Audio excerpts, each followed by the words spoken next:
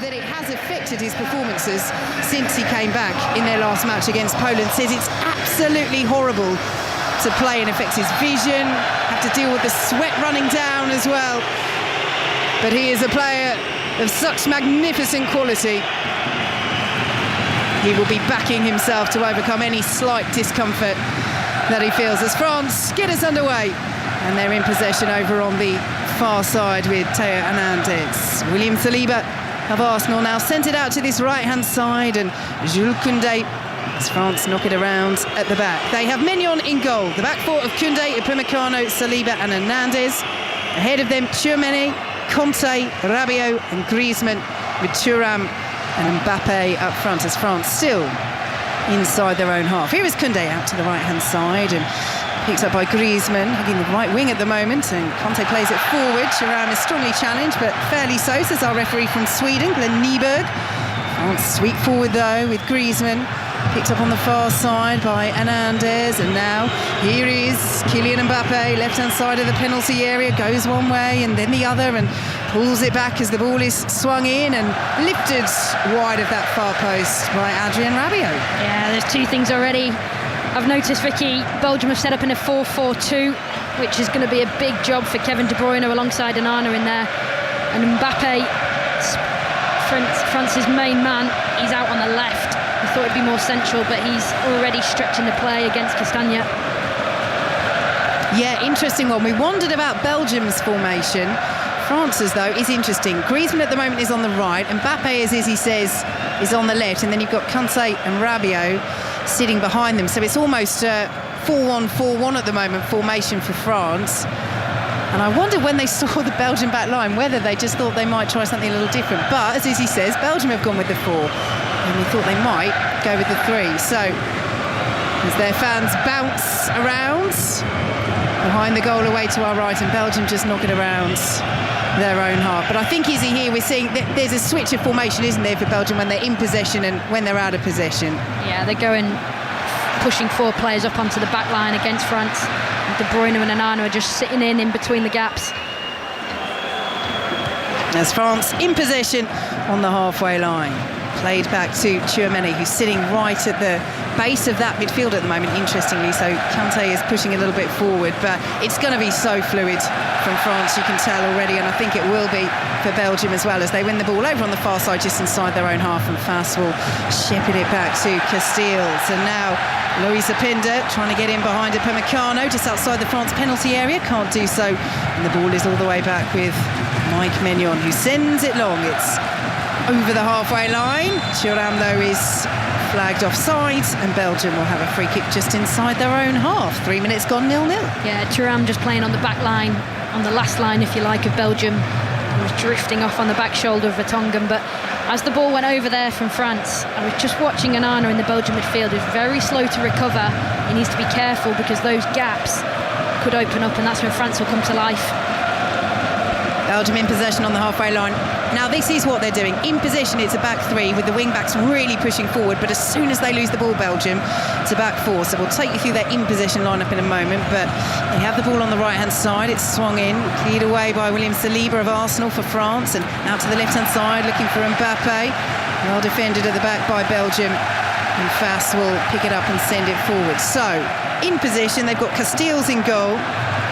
The back 3 of Fast, Vertonghen and Théat, the wing-backs Castagna and Carrasco pushing forward.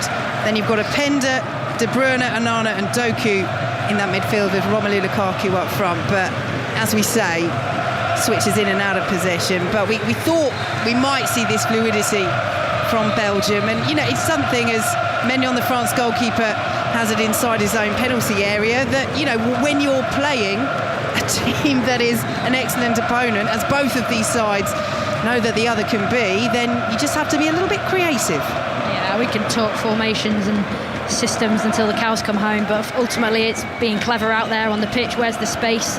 Where can I hurt the opposition? And France looking to do just that down this left-hand side. It's good defending at the back by Timothy Castagna, and the ball is cleared out of play for a France throw. So France in possession over on this far side. So many fascinating matchups, Izzy. We've just seen a little glimpse of that with Theo Hernandez racing down that left-hand side up against Castagna on the right for Belgium. Yeah, he loves getting up and down the wing, doesn't he, Hernandez? Here come Belgium, and a chance perhaps for Loïs Openda. Magnon's come a long way out of his area. He gets there in the bright pink boots with the bright orange goalkeeping kit. Not going to miss him from high up here in the stands, here in Dusseldorf on 5 Live and BBC Sounds, as Belgium take the throw and send it out to the right-hand side. How much can we tell from the group stages for both of these sides, Izzy? I mean, both scored 2 goals. France yet to score from open play as Belgium looked to get in behind, cleared away by Saliba. Both have conceded only 1, and there's a bit of unrest at home for both sides in terms of the fans, in terms of the media, in terms of what they feel the performances have been so far, as Belgium have it midway through the France half. Yeah, it's comforting to know that it happens not just in our country but in others too, and this comes from the quality of players that are in this tournament. You've seen with the players that England have got, Belgium, France, you can go beyond that. So many quality players on show, and they just want to perform, and that's what the fans want as well. The Belgian fans behind the goal away to our right as their team are in possession just outside their own penalty area, are raising their arms in the air and waving them forward, but their side have lost the ball. And here is Kylian Mbappe, 25 yards out, lays it off to Griezmann, who went for the 1-2. It's headed away by Fass, and Doku will pick it up for Belgium, the Manchester City man. He's lost out though, Griezmann has it. And here is Thuram, right hand side of the penalty area, can't get into the box yet, and he was bundled over, was he, by Tayat. Our Swedish referee is happy with that challenge, Glenn Nyberg. Not sure France were too happy, but Thuram is back up to his feet, and Belgium have the decision, the goal kick. Yeah, Vertonghen's a lucky man because Belgium are playing out from the back and he's just completely misexecuted the pass. He's looking to switch it into Castagna, the right back, and Mbappe's intercepted it. And Mbappe, if he could have been more ruthless, in my opinion. So Belgium in possession just outside their own penalty area. Here is Amadou Onana of Everton. Receives the ball back, still midway through his own half, and De Bruyne sends it out to the right-hand side, and Castagna, and now picked up by Carrasco. He's dispossessed, but final touch came off Carrasco, and it's a France throw over on the far side as Domenico Tedesco strides that dotted white line on the edge of his technical area. He said ahead of this game, we want to be brave, we want to start this game with a strong belief, and we've worked on this belief over the last few days, because there is no belief, there is nothing. France in possession on the halfway line. Did get me thinking, how do you work on belief as a manager? Well, how long's a piece of string? But you know what, I'm going to be critical here. I don't think I've seen a brave start from Belgium in this game. It's cagey from both teams, it's slow, it's a little bit laboured. Seems like both sides are not really willing to up the intensity and make a threat, and sort of give their cards away early on, if you like. Yeah, tight card game, tight chess match so far. Kelly Cates was wondering with us whether it would be a bit like that. Lovely little back heel by Mbappe though. Rabiot sends it out to the right hand side, slightly loose touch, but Tchouameni picks it up and then steers it back to Upamecano. But again, I think I was in Leipzig to watch Netherlands-France in the group stage, where both sides knew that a point would pretty much see them through to the last 16. In the end it did, without them having to kick another ball due to results going their way elsewhere. But there is a caginess so far about this affair, as Koundé won't collect that ball down the right-hand side, and it's steered back by Tayat and cleared away by Jan Vertonghen over the halfway line. Openda is there to chase. Upamecano gets there, and the header just about has enough distance on it back to Maignan, who was just out of his penalty area. He sends it very calmly out to the left-hand side, and Theo Hernandez. Yeah, this is going to be a tough ask for Belgium, because when they go long, the rest of the midfield and the defence are not squeezing up quick enough, and then they're just really happy to drop back into their shape like they are now. They're just dropping off into a mid-block, in every player inside their own half, happy to let France have it, pouncing on errors. Here is Griezmann, 25 yards out, went for the low drive, and it is tame indeed from Antoine Griezmann. Casteel's right behind it. There's definitely not enough pace on that from Griezmann, no conviction, and I was saying before the game, his left foot is up there with one of the best I've seen in the game. Growing up watching football, and just expected him to at least hit the target with more conviction at that point. Belgium in possession midway through their own half. He did start their first 2 games, as you would expect, Antoine Griezmann, but was surprisingly perhaps dropped for their last match against Poland. Did come on as a substitute. Now officially Didier Deschamps very much publicly giving the impression that he'd been rested Griezmann, but there were some rumours in the French media that Griezmann wasn't too happy with not starting that final game against Poland, which France weren't able to capitalise on. They drew. They finished second in the group behind Austria to give themselves this last 16 tie against Belgium, who have the ball just outside their own penalty area. Belgium, who we mentioned just before the anthems, have promised so much for so long. Yes, this golden generation is in transition, but they've still got some hugely experienced, quality world-class players, allied to sprinkling of young stardust, the likes of Manchester City's Jeremy Doku, as the ball goes out of play for a France throw. But still, they've never won a major trophy. And yes, it's second against third in the world, but France certainly in recent years have the pedigree at major tournaments. And Julien Rouen is so fond of telling us they've reached 3 of the last 4 major tournament finals, as they have the ball midway through their own half. 0-0 here on 5 Live and BBC Sounds with 11 minutes gone, as Mbappe, the masked Mbappe, comes down the left-hand side, pulls it in field to Tchouaméni. Now N'Golo Kanté. What a renaissance he is having in this French national side as he sends it out to the left-hand side. Brilliant performances so far at the tournament.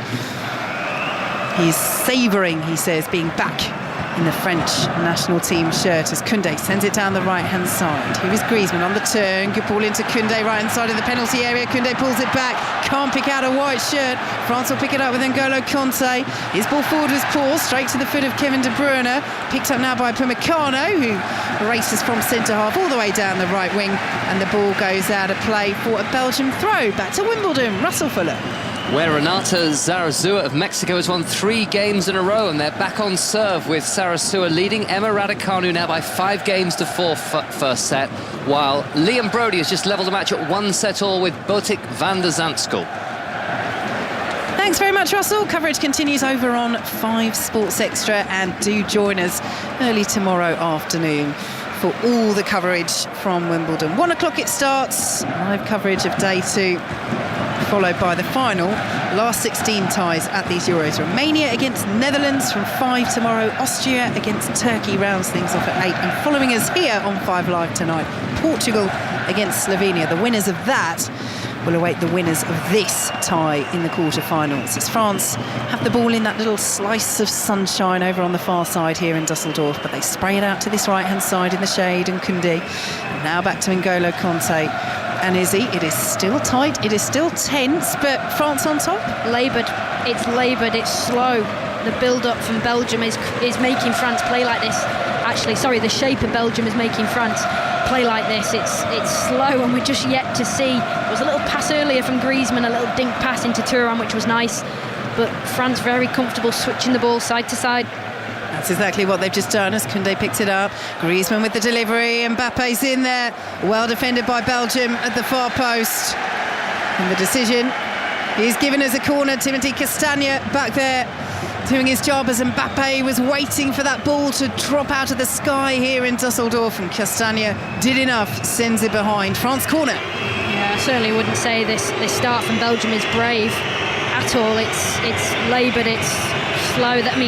It's tactical. They're happy dropping in their own half and just letting France have the ball, but Griezmann's found some really good spaces so far, and he's starting to look like a bit of a threat. And he's over to the far side to take this corner. Antoine Griezmann runs a hand through that long hair, squints against the sunshine, and plays it short out to the left-hand side as France works something from this set piece. Picked up once more. Now Mbappe inside the area, tried to curl it. Says it got a deflection. France are fuming because our referee has given a goal kick, and that's going to be a yellow card to Tchouaméni for protesting too vociferously. Tchouaméni has just shown a real turn of pace there to move about 30 yards away from the referee before he can get further punishment. That's the most intensity I've seen in the game so far. Tchouaméni going over to the referee, and he's got himself a yellow card as a result, knows the rules. And it's Mbappe, the captain, who's in and around the referee. They're complaining that they should have a corner, because a really nice worked short corner from France. Well, they're right. It did come off Onana and Mbappe's shot. But, as Izzy says, very clear from UEFA, the guidance before this tournament, only the captain is allowed to go and talk to the referee about a controversial decision. And that wasn't. Followed there by France. Huge intake of breath from Izzy Christensen, and half of the Belgian fans to my right as well as De Bruyne almost gave it away, but Belgium have worked it out to the right hand side, and this is a good driving run. Oh, Theo Hernandez very clumsy, right on the edge of the area on Yannick Carrasco. The fans of Belgium are screaming for a penalty. Carrasco just gets straight back up and gets on with it. Lovely little back heel now by Thuram, and all of a sudden this game has come to life. Here goes Griezmann down the right-hand side. Sure, we'll get another look at that potential penalty appeal, although it has to be said, though the challenge from Hernandez looked clumsy, there was no appeal from Carrasco, and the Belgian fans are all the way at the other end. Although even if they were behind that goal to our left, I'm sure they'd be screaming for it just as loudly. And France have it on the halfway line once more, 0-0. Yeah, just France then showed a real little nice glimpse of forward play. It was Thuram's little flick into the path of Kante to get France on the attack, and you could just feel the energy inside the stadium lift when France lifted the intensity then. They're on top at the moment in terms of possession and territory, France, but neither goalkeeper has been called into meaningful action as of yet. Here is Tchouaméni out to the left-hand side and picked up by Hernandez, and now back to Saliba. Once more, what a season he had with Arsenal. William Saliba earned him this place ahead of Liverpool's Ibrahima Konate. Falling out of Jurgen Klopp's lineup proved so costly for him. And Saliba has taken his chance, a chance that he hasn't always been given at international level. Didier Deschamps not always convinced by him. Certainly a fixture in this side at these Euros, as Rabiot has it just outside the centre circle and plays it to Upamecano. Out to the right-hand side, France go, and Koundé injecting a bit of pace, cleared away at the back by Théat, and it's out for another France corner. Yeah, it's a cheap corner from Théat there. The cross was doing no harm. He's got himself in a good position at the front post space, the left back, and he's just shanked it out for a corner. We're just watching a replay of that penalty shout on Carrasco in slow motion here. I don't think so. I think he'd already gone to the floor, hadn't he? Yeah, it looked clumsy from Hernandez, but on seeing that replay again, Izzy's spot on. Corner is swung in and headed wide at that near post by Thuram. He wasn't done that many favours by the delivery from Griezmann, to be fair. It was low, he was stooping, never got his angles right, and Belgium, whose fans raised their voices once more behind that goal, and I can see a lone Belgian flag waving, the black, yellow and red, and it's joined by a counterpart right next to it, and they double time waving the flags as the rhythm and the tempo of the song picks up. Can Belgium pick up their rhythm, their tempo? At the moment they can't get hold of the ball. Not that France are really playing with a great tempo either. Kylian Mbappe said they were going to wake up after they didn't top the group. I think still both of these sides are in a bit of a stupor. They are, and France are definitely the more dominant team, but I was just watching the body language of the Belgian coach Tedesco on the touchline then, and he was doing a sort of signal to say calm down, because I think he wants to just completely suck the life out of the match. And if that's his interpretation of being brave or media tactics, I don't know, but they are very happy just to sit in at the moment, Belgium, and just frustrate France.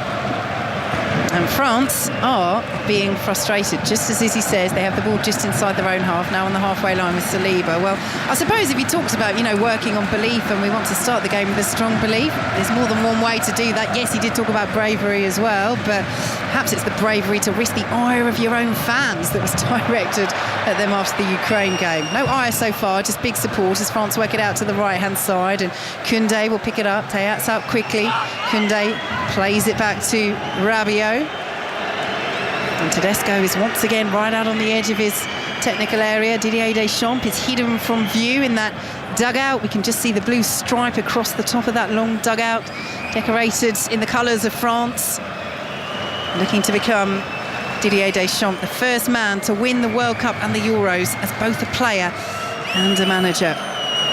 So far, so much stalemate as Rabiot drives from 30 yards high over the bar. And Izzy, does that sum up the first 19 minutes? That's exactly what I was about to say, Vicky. You read my mind. Yeah, Rabiot just finding himself in a lot of space on the edge of the box. It's quite far out, 30 to 40 yards out, and he's just fired it over with his left foot. But that's what Belgium are doing. They're just frustrating them and restricting them to shots from distance and saying, come on then, what have you got? Break us down. and they've not done it so far. Well, we're on the same wavelength at least. Absolutely. Not sure Rabiot was with his teammates there. It is still 0 between France and Belgium on 5 Live and BBC Sounds. Plenty of time for this one to spark into life, though, as it has to do at some point, even if it's via penalties. Let's not think about that yet. As Belgium come down the right-hand side, and it's flicked away by Koundé. Very delicate header. Lovely bit of defending, just nods it back to Maignan. Yeah, it was a little bit better from Belgium. You can see exactly what they're trying to do. They're trying to play long into Lukaku and Openda, who are occupying the two French centre-backs. They're looking to pin them, secure the ball, and then give other teammates time to get up with them and then attack. But just watching Doku as well on our left-hand side in front of us, getting frustrated. Good defending by Fass as Mbappe raced down that left-hand side.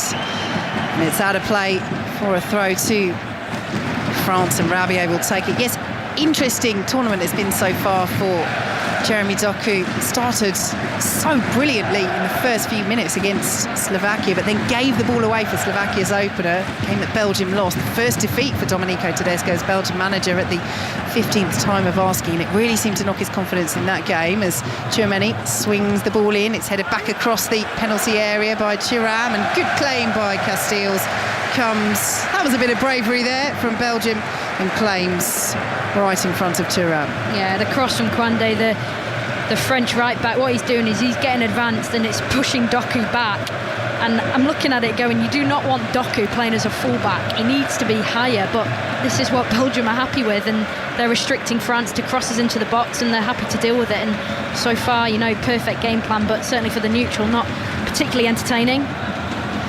Former England midfielder Izzy Christensen with us here on 5 Live and BBC Sounds as the ball is played out to the left-hand side, and Lois Openda will lose possession, plays it straight to N'Golo Kanté. Griezmann, though, is dispossessed. De Bruyne gets a foot in, and Onana will send it all the way back to Koen Casteels, who plays it out to this left-hand side, and Théat. And now here is Jeremy Doku. Over the halfway line he goes, run into trouble in the shape of Koundé.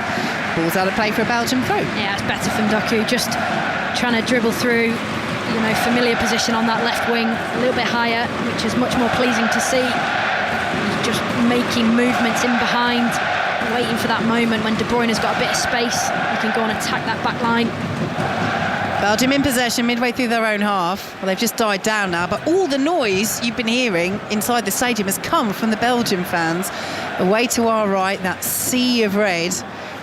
However frustrated they were at the end of the game against Ukraine, whatever they thought of Kevin De Bruyne, who had led the players over to go and say thank you, turning about face and going, right, if you're not that happy with us, then we're just going to go down the tunnel. That's all been put to one side. They have supported their team superbly here, and their team are now coming down the left-hand side. Doku went for goal, right on the edge of the area, and he's going to get a free kick, and Griezmann's going to go into the boot, right on the edge of the penalty area. He did get the shot away. It was tame, and Maignan saved it, but our referee from Sweden, Glenn Nyberg, has seen a little touch there from Griezmann, and I have to say, having seen the replay again, is he? Yeah, it's late from Griezmann. Doku, he actually gets really lucky because the end product there is really poor from him. I don't know what he's trying to do, but Griezmann just catches him late with his trailing leg, and this set piece looks rather appetising in a situation for De Bruyne. If he doesn't whip this in towards the far stick, then I probably shouldn't be working in football, because his right foot around that angle is perfect. So now the France fans respond as their side defend this free kick. They're behind that goal that De Bruyne is eyeing up.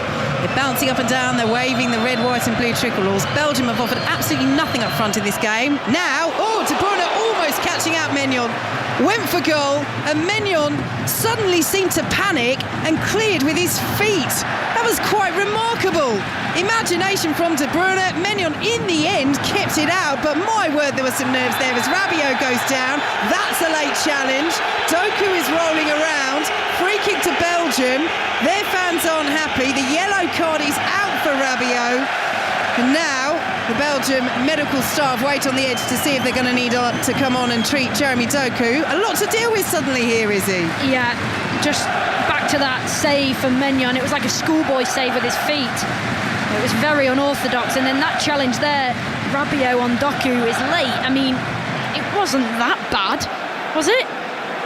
But he misses the next match, Rabiot, if they progress.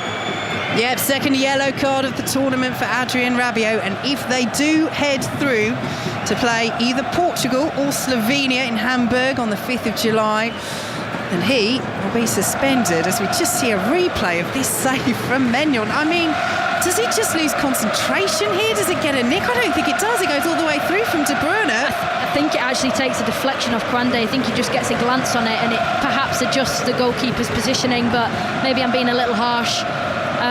But yeah, De Bruyne there could have easily found the back of the net with a very basic free kick. Yeah, it would have been fortuitous for Belgium.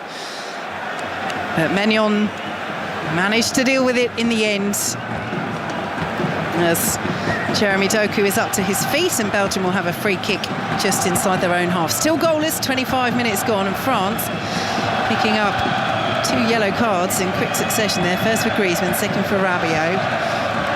As Maignan stands inside his own penalty area, the AC Milan #1, has been #1 for France since Hugo Lloris retired back in January of 2023, but he had been fighting for his starting place with Brice Samba, who's played well, the French national jersey. Very much #1 here, but yeah, slightly awkward save there from Maignan, as Belgium, buoyed by that attempt from De Bruyne that almost snuck in, suddenly look to take up the tempo, and then immediately they've slowed it back down and they have it on halfway with Théat, who plays it out to his left-hand side. And here is Doku moving freely after suffering that challenge from Rabiot, and that's a lovely turn by Openda, who pulls the ball across. Will fall for Belgium in the area. Oh, they're claiming a big handball. Yannick Carrasco it was, driving the shot in. And now the referee just says, don't restart play. VAR are just going to have a look at that. Well, we spoke earlier about a potential penalty appeal that Carrasco didn't appeal for. My word, he was appealing for that one. Yeah, he was, but I'm just watching that bit of build-up play from Openda. The turn was absolutely sensational. Passed up Upamecano, and there we go. It's Carrasco at the back stick. It does hit his arm, but it's not in an unnatural position. It's definitely not a penalty, but that is more like it from Belgium.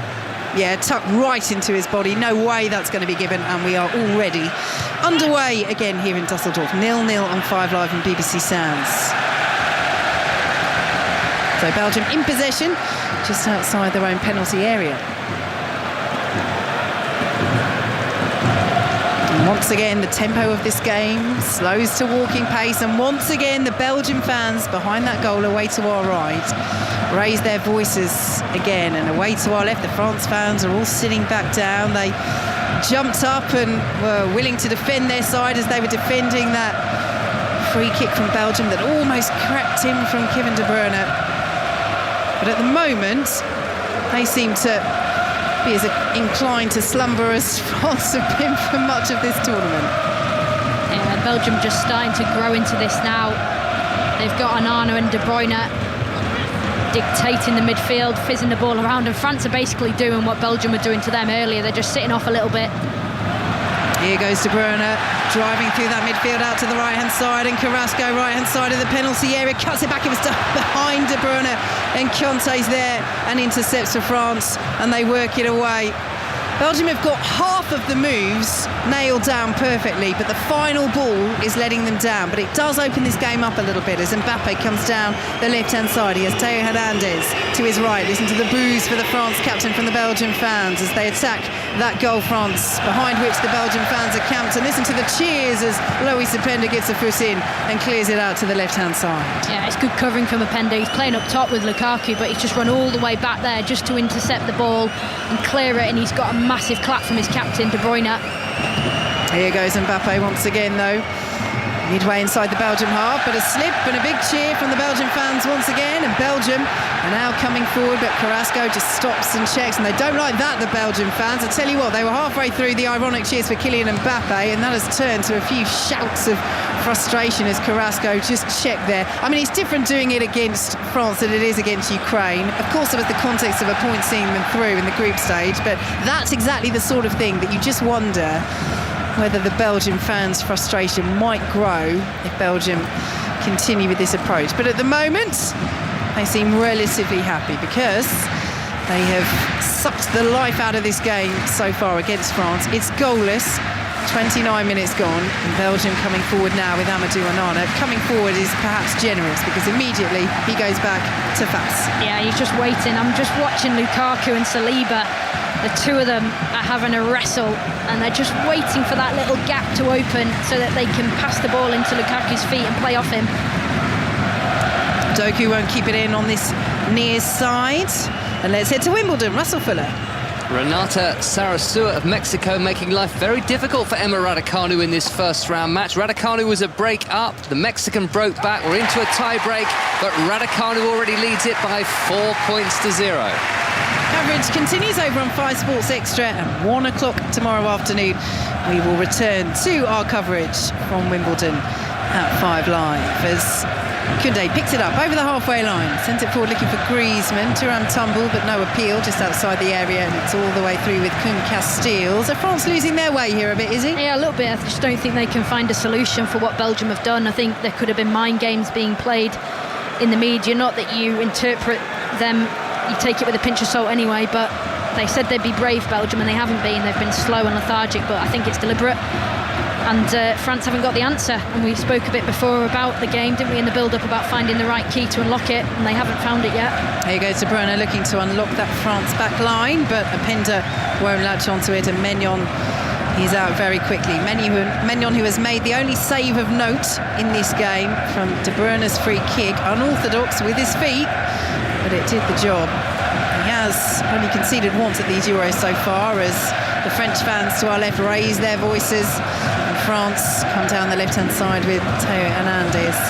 Rabiot will pick it up once more, and Hernandez goes all the way back to Saliba. Yes, the only goal he's conceded was the penalty from Robert Lewandowski in their last match against Poland, as Griezmann sends it out to the left-hand side. Rabiot on the turn, picked up by Hernandez, who drives right across the area, and that is cheered by the Belgian fans, and almost went out for a throw.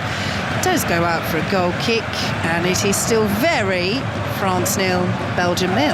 Yeah, just Griezmann just finding that little bit of half a yard of space, and he's the one who's increasing the intensity of the match just by his ball speed. He's wrapping the ball across the face of the 18-yard box into his fullback, attacking Hernandez from that left-hand side, and just the end product was so erratic, not much thought to it. There goes Doku down this left-hand side and infield to De Bruyne, and now Théat picks it up again, and Belgium once more very happy to play the ball around at the back.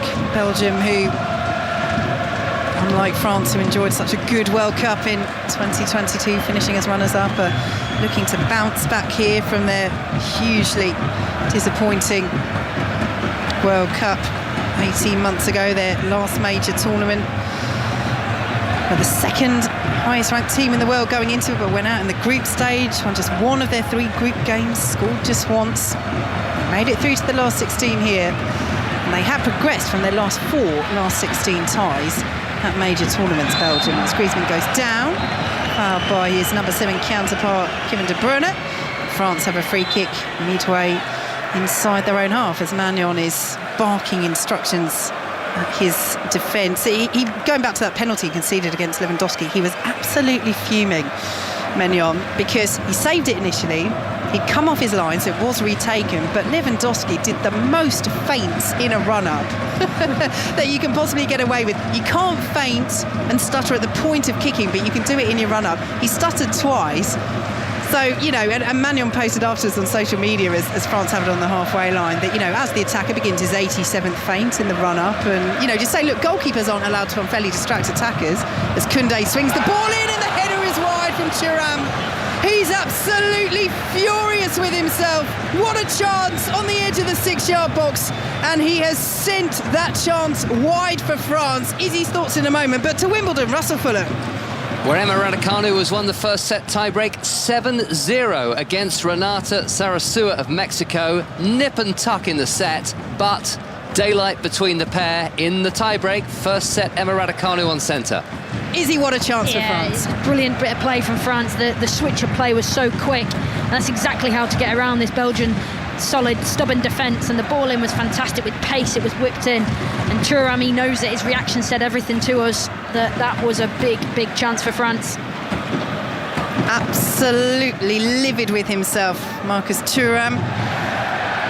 son of Lilian Thuram, who of course won the World Cup with France back in 1998 as Belgium win a free kick just inside their own half. Still goalless here, 10 minutes to go until half-time. He's got 15 goals for Inter Milan this season as they won Serie A. Just 2 for his country, but huge opportunity.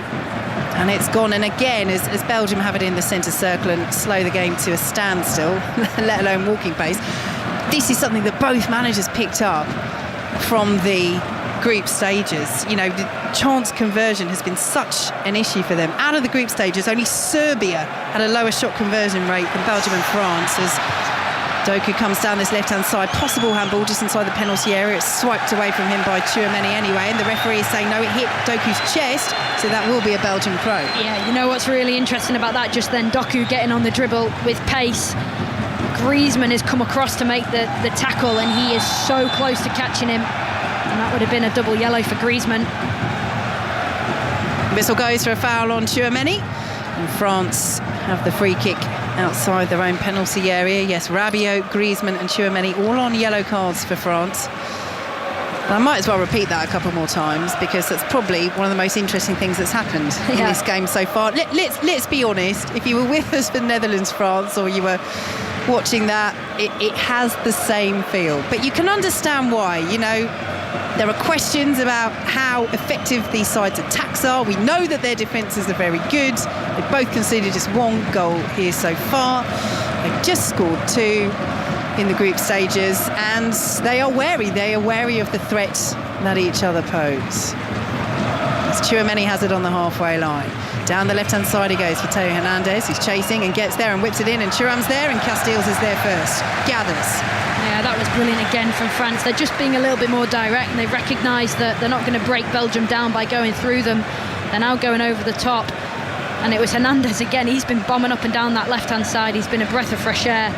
And because the pitch isn't that wet, the ball actually held up, and he was able to keep it in and get the cross off. And Thuram wasn't far off that at all, was he? Indeed.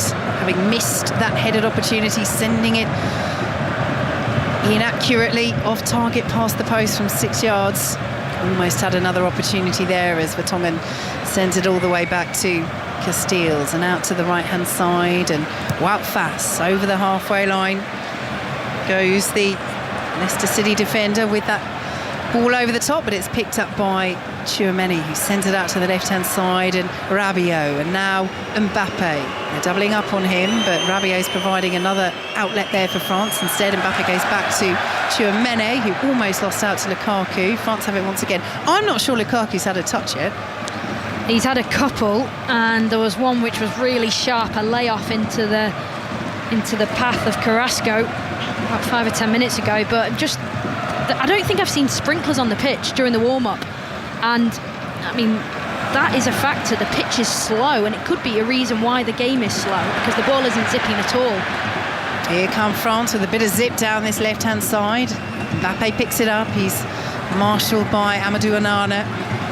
Has Theo Hernandez there as an option. A few jeers and whistles from the Belgian fans as Tchouaméni plays it into the penalty area. Easy header away for Faes, and Lukaku allowed that ball to bounce, perhaps a little ill-advisedly. France have a throw. They've taken it quickly as they drive forward now towards the edge of the penalty area. Almost a lovely one too with N'Golo Kanté and Rabiot, but Belgium looking to counter. Well stopped by William Saliba, and Kanté coming forward once more. Here is Griezmann out to the right-hand side, and Koundé. Kanté's continued his run, bit of space inside the penalty area. Almost has it taken off his toes, but he still has it forced out of the box. N'Golo Kanté. And now Koundé, Griezmann, and Mbappe. This is more like it from France. And Mbappe pulls the ball across. Little ricochet. They're appealing for a handball, Belgium, against Rabiot. Referee's played advantage. Then the ball's given away, and Belgium is saying, well, where's the advantage? Quite like the free kick, thank you, as France come forward again. Down the right-hand side. It's goalless here on 5 Live and BBC Sounds as Griezmann has it. 35 yards out. Does a 360. Lays it off to Tchouaméni, who will drive. Not too far away, but never troubling Casteels. 0-0. Yeah, again, a strike from distance from France, and it's much better this time. He catches it really well, Tchouaméni. Yeah, it's drifted wide, but nonetheless, the attitude, the intent was there behind the strike. And there was a moment where Casteels might have thought, hang on a minute, had it covered. So Belgium come forward once more. And Fass has it midway through the Belgium half as Allez les Bleus fades around Düsseldorf Stadium. But you can see the frustration creeping in here a little bit for Belgium, particularly for their attacking players. Lukaku and De Bruyne not looking particularly happy with each other, because although the game plan defensively is absolutely working, in many ways is yes, France are starting to carve out a couple of chances, but they've had to work so hard with 39 minutes in. Casteels has commanded his box well for Belgium, but up front they're just getting very little joy whatsoever as they try and change that. Ball forward looking for Carrasco, intelligent header down by Theo Hernandez, and Tchouameni picks it up for France. It's almost like if you're going to play a reserve first half, you might as well play with kind of runners on the pitch instead of wingers. Bring Doku on to have an impact further on in the game, because he is getting frustrated. He's on our side here on the left. He's not had much of the ball at all. 0-0 as Mbappe dinks it forward, looking for the run of Rabiot, pulls the ball across, almost smuggled in on the turn. Koundé sends it back across, looking for Griezmann, and it's cleared away by Belgium. Thuram so close once again to latching onto that ball on the edge of the penalty area, but couldn't make, on the edge of the 6-yard box I should say, but couldn't make clean contact.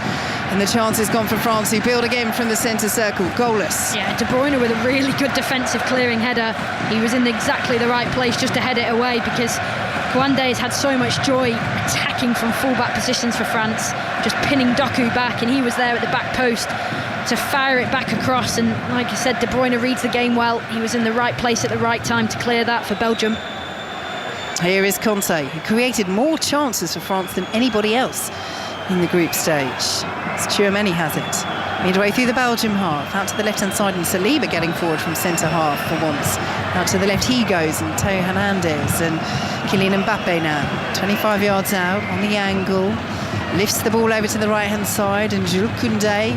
France are patient, they're pressing, but at the moment Belgium are holding firm. It's 0-0 here on 5 Live and BBC Sounds as out to the left France go. It's becoming a little bit narrow, so Mbappe tries to play it out to the left-hand side, and Hernandez, ball was behind him, but he recovers and sends it back to Saliba, and now Mbappe once more as the red shirts of Belgium back in their defensive position. Can Mbappe unlock them with a little bit of magic, the masked man, as Rabiot takes it on, central position, gets it back from N'Golo Kanté. Belgium almost stole it there, and in fact they do steal it, and they're trying to counter, but it's well read by Pimicano, and Saliba will send it forward to Kanté. And there has, when Belgium have looked to counter, been some very good defending at the back by the two French centre halves as Kanté and Griezmann played around between them in the Belgium half.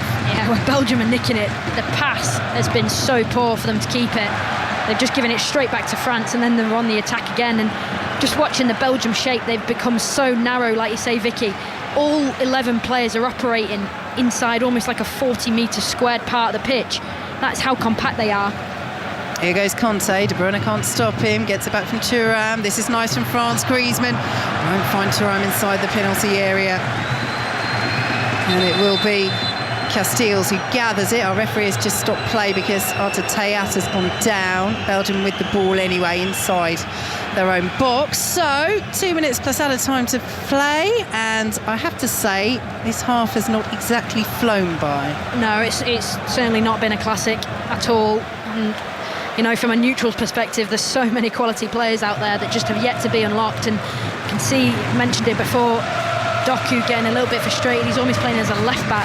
De Bruyne, who's normally an attacking midfielder, he's playing in and alongside Onana, about 5 metres away from Vertonghen.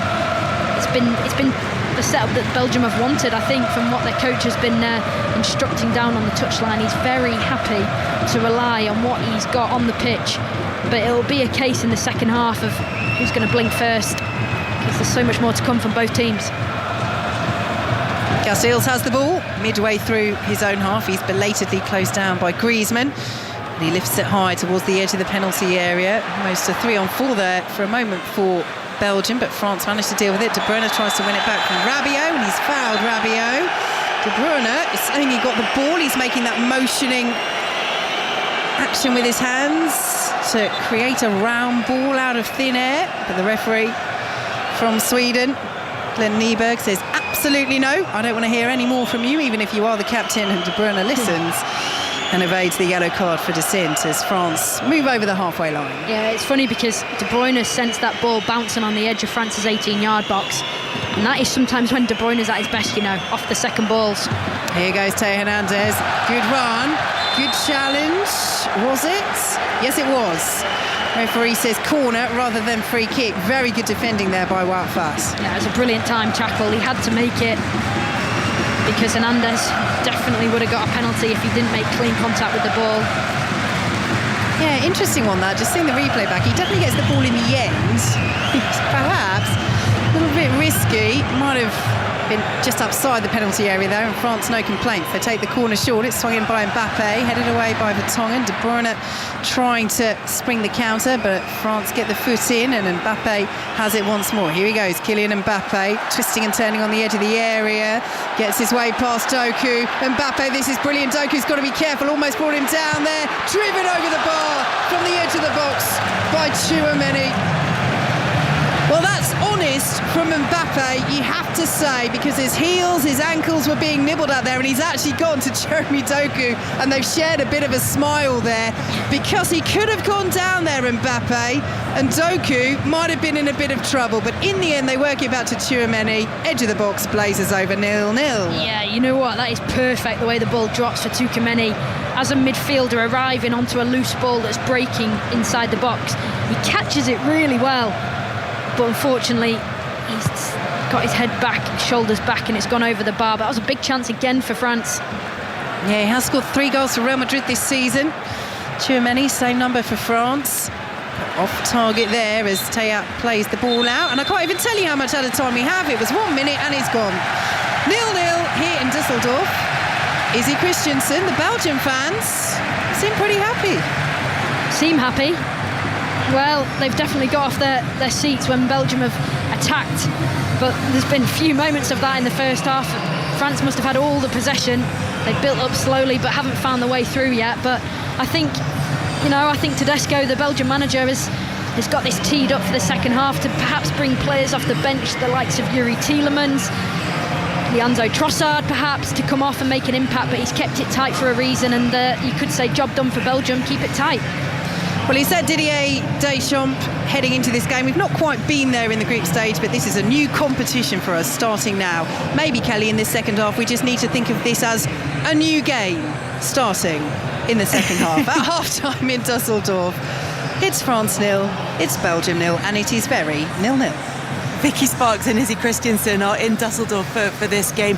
Vicky, you're absolutely right. I mean, if I were a crueler person, I might say not only is it a new game starting in the second half, but the game itself might actually get underway when the second half gets underway. Because, Izzy, it's not been terribly exciting from either player. It would be about an hour ago now that I was asking you and Vicky about whether this game would be a game of chess or whether this game was going to be exciting game with lots of attacks on both sides, and that is absolutely not the way it's panned out. Do you know what's hilarious? Everybody I've spoken to today from the 5 Live team in and around the hotel, we're talking about the games and heading off, leaving the hotel, everyone's like, oh, it should be a cracker that one. Absolutely not, but like Vicky said, we're very optimistic for the second half. I think both sides have got very strong squad depth. And you'd like to, I can't imagine something's going to change drastically in the second half and all of a sudden Belgium are going to press France high up and then create chances like that. I think Belgium are very, very happy being in this really structured, disciplined, compact shape and just inviting France on. And they've clearly watched the analysis of France, leading into this game and gone, do you know what, we're actually going to challenge the perception that's coming out of their camp at the moment, which is they can't score goals. And so far so good from a Belgium camp, but from us, you know what, we want a game, don't we? We remain optimistic for a more entertaining second half in Düsseldorf. The beauty of radio is that you can still listen to it with Vicky Sparks and Izzy Christiansen for the second 45 minutes, and they'll be entertaining even if the game isn't. We'll be back in Düsseldorf very shortly. We'll also round up the rest of the day's sports headlines after the BBC News with Dan Maudsley. The voice of the UK. And the home of the Euros and the general election 2024. This is BBC Radio 5 Live.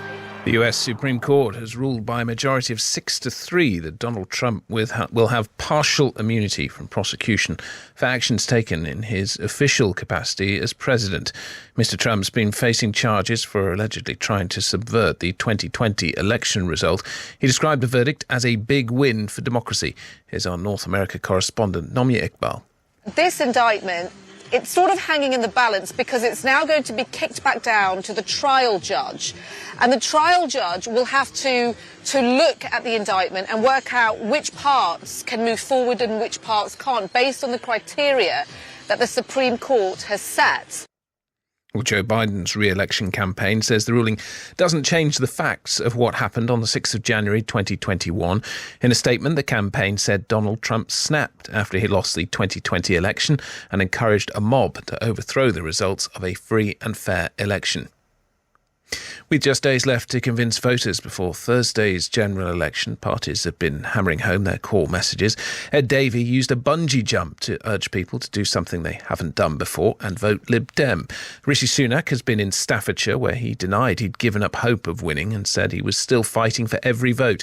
Sir Keir Starmer has been campaigning in the southeast of England. He acknowledged that the final steps were the hardest, and that some people still needed to be convinced to vote for Labour. Here's our political correspondent Ian Watson.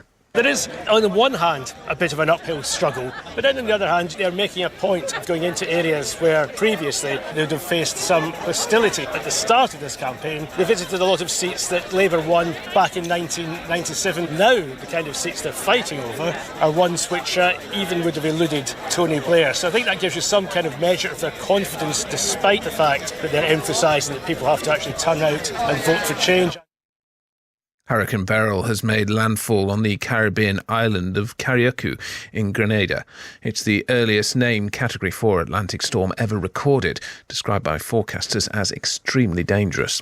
The hurricane warning is in effect in Barbados, Grenada, Tobago and St Vincent and the Grenadines. Ralph Gonsalves is the Venetian Prime Minister.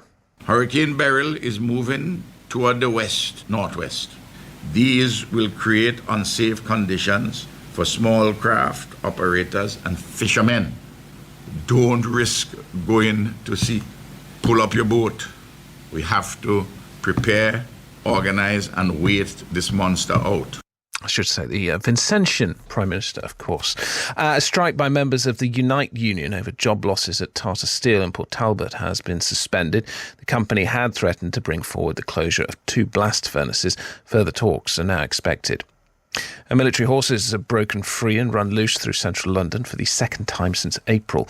The Ministry of Defence said the 3 horses were recovered swiftly and safely this morning and returned to Hyde Park Barracks, with 1 receiving minor injuries. The M5, if you're heading northbound, looking very slow for an accident, long delays and a lane closure. That's northbound from junction 22, that's Burnham-on-Sea, to 21 at Weston-super-Mare. That might affect you if you're heading home from Glastonbury, which is still looking a little bit slow around Worthy Farm, around Pill, Shepton Mallet and Farrington Gurney. The M6 southbound, a lane closed following an earlier car fire. That's at Corley Services. And if you're heading southbound on the M74, a lane closed between junction 7 Larkhall and junction 8 at Candyside. That's for emergency repair work. Janine Marsh, 5 Live Travel. Now, stay back. We are going to rock through time. On BBC iPlayer. I have the whole universe at my fingertips. The brand new season. I'd love it if you came with me. Doctor Who. Watch on BBC iPlayer.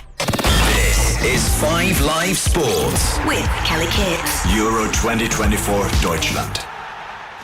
2 live commentaries for you this evening on 5 Live Sport. We'll be back very shortly to Dusseldorf for the second half of France against Belgium. No goals as yet in that one. And it's followed later on by the 8 o'clock kickoff in Frankfurt. That one is Portugal against Slovenia. Back to Wimbledon now, though, and day 1 of the championships. Our correspondent Russell Fuller is there. And Russ, you're watching Britain's Emma Raducanu. And she's won the first set on centre court, having missed the championships last year as she was recovering from an operation, against Renata Sarasua in a tiebreak by 7 points to love after a very, very tight first set in which Sarasua barely missed a ball. Surprise opponent for Raducanu was not expecting to play the world number 98 who lost in qualifying, but she got into the main draw at late notice after the seeded Yekaterina Alexandrova had to pull out of the championships through illness. There are 2 other British players out on court at the moment, Kelly. Liam Brodie is 2-1 down to Botik van der Zandschulp. The British wildcard Lily Miyazaki is an early break-up 4-2 on Tamara Korpach. And earlier there were defeats for Heather Watson and the British wildcards Charles Broome and Arthur Ferry, who lost out in 5 sets to the top 100 player Daniel Altmaier. And Russell, there have been another couple of big withdrawals from the women's draw. Yes, quite a few lucky losers who had lost in qualifying are getting into the draw at the last minute. And these were big names to fall. Victoria Azarenka and the Australian Open champion Aryna Sabalenka, one of the favourites for the title, both having to pull out because of shoulder problems. In Sabalenka's case, just too much pain serving, couldn't do herself justice, and said she'd also have to think about the impact playing might have on the rest of the season. Other results from the women's draw: 8th seed and Australian runner-up Jung Chin-wen is out, beaten by the world number 123 Lulu Sun of New Zealand. But winners in the women's draw include Naomi Osaka, playing here for the first time in 5 years, who beat Diane Parry in 3 sets, plus Madison Keys and the French Open runner-up Jasmine Paolini. And in the men's draw, reigning men's champion Carlos Alcaraz threw his first round match, but it was tricky. It was a really entertaining match. Mark Leal, with his blonde dreads, the Estonian qualifier at 269 in the world, played 2 fantastic sets. Alcaraz won the first on a tie-break, the second by 7-5, and the third was more straightforward, which he won by 6-2. But a good start for the champion, who won the title so dramatically in the match that lasted nearly 5 hours, over 5 sets against Novak Djokovic on centre court last July. Back here playing a competitive match for the first time and admitting that he still gets nervous playing on this famous court. Honestly, stepping in this court, the centre court of Wimbledon, I think is the most beautiful court that I played on. I still get nerves.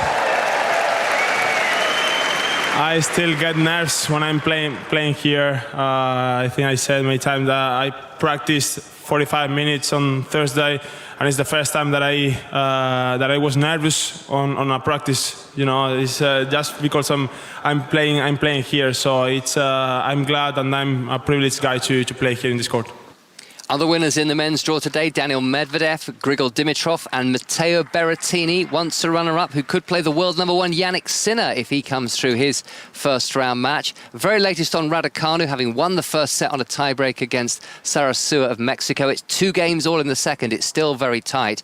And as for Andy Murray news, Kelly, we're still waiting to find out whether he's going to play singles here in his final Wimbledon. He's due to play Thomas Makac of the Czech Republic tomorrow. He says he was encouraged by the physical tests he did this morning. He played a practice set with Kyle Edmund, and around about now is decision time. We hope to have news in the next couple of hours or so. Russell, looking forward to talking to you when that news comes through. Thank you very much for now, and remember, Wimbledon coverage continues on Sports Extra. Biniam Girmay has won stage 3 of the Tour de France. The Eritrean is the first black African to win a stage of cycling's biggest race. Paris Saint-Germain have signed England goalkeeper Mary Earps on a free transfer from Manchester United. And Aston Villa have signed midfielder Ross Barkley from Luton on a permanent deal. Half-time between France and Belgium. It is a very 0-0 game in Dusseldorf. But after this, at 8 o'clock, what is hopefully a very entertaining second half, we will have full commentary of Portugal against Slovenia in Frankfurt. Your commentary team there will be Alistair Bruce Ball and Pat Nevin. And Ali, this should be, well, I don't want to tempt fate. I was about to say this one should be a bit better. Yeah, I hope so, Kelly. Welcome to Frankfurt. It's a cool evening here, and we're playing indoors tonight because the retractable roof is across the top of the stadium. Heavy rain in Frankfurt this morning. They're expecting a little bit more this evening, and the pitch here has been a little problematic throughout the tournament, so that's one factor to chuck into this game. In terms of the setup itself, Kelly, I think it's really interesting because Portugal, were beaten by Georgia in their last game. Now, that was a final group game. Roberto Martinez made 8 changes, but it was still a very strong team, and they lost the game to a team that is ranked lower in the world than Slovenia. Slovenia unbeaten in the tournament so far, and playing their first ever knockout game at a major tournament. And Pat and I spent a little bit of time with their fans this afternoon. We had a late lunch, and they're very tuneful singers. There was a fellow with an accordion sort of orchestrating the singing, and they were in great voice. So we're looking forward to it. Yeah, I've seen quite a few videos on social media of the Slovenia fans who are certainly making their presence felt and are certainly enjoying themselves ahead of this game. But will they be enjoying themselves at the end of this game, Pat? What are their chances?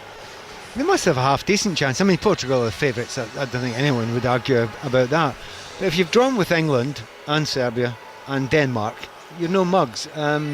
They also had very clever tactics when we were fortunate enough to see them against Denmark. They play a 4-4-2. They leave two up. Shesko, who's the one that is in all the backs of all the fans, centre forward, youngster, he's got some talent, no doubt, but it's not really sparkled yet. And his mate Spore are beside him, but the rest of them worked incredibly hard. But what they did against the Danes is they sat and they sat and they sat and they sat, and then with 15 minutes to go, they just let loose, and suddenly we had a great game on. I'm hoping they go a wee bit earlier this time, because I don't want 75 minutes of holding back. But this is different now. This is knockout. You might as well have a little bit more go at it. So expecting a bit from the Slovenians, but hey, we've managed to get this far, and have we mentioned Cristiano Ronaldo? Damn, I've done it. I was just about to ask you about him, because he hasn't yet fired in this tournament. But as you said, the knockout stages is when big game players tend to sort of suddenly spark into life. His attitude's been brilliant, I have to say. He's chased him. In the game against Georgia, I thought he put in the most effort than any of the players in Portugal. Remember, they were through already. They had already won the group. But there he was, in his 49th cap, would that be right? 50th game in a major tournament. 50th in a major tournament, yeah. And I thought, well done you, mate, because he could have just held himself back a little bit. But no, kept on fighting for it. Didn't quite happen for him. But on this occasion, we've not got the teams yet, but he could have Bruno, Leao and Bernardo Silva. So, hey, he's going to get chances. Thank you very much for now to Pat Nevin and Alistair Bruce Ball. We'll be back with them in Frankfurt for Portugal against Slovenia. All the build-up coming up with Mark Chapman in about an hour or so. After full time in this game in Dusseldorf, it's France against Belgium. It's 0-0. Here are Izzy Christiansen and Vicky Sparks. Thanks, Kelly. Yes, welcome back to Dusseldorf, where Belgium are preparing to get us underway. No changes made by either side at half-time. And Izzy Christiansen, in this second half, both sides will be attacking the end where their own fans are held. Will we see that up the tempo, up the attacking intent in this game? We can but hope. We certainly can. I mean, that was a first half of football to forget.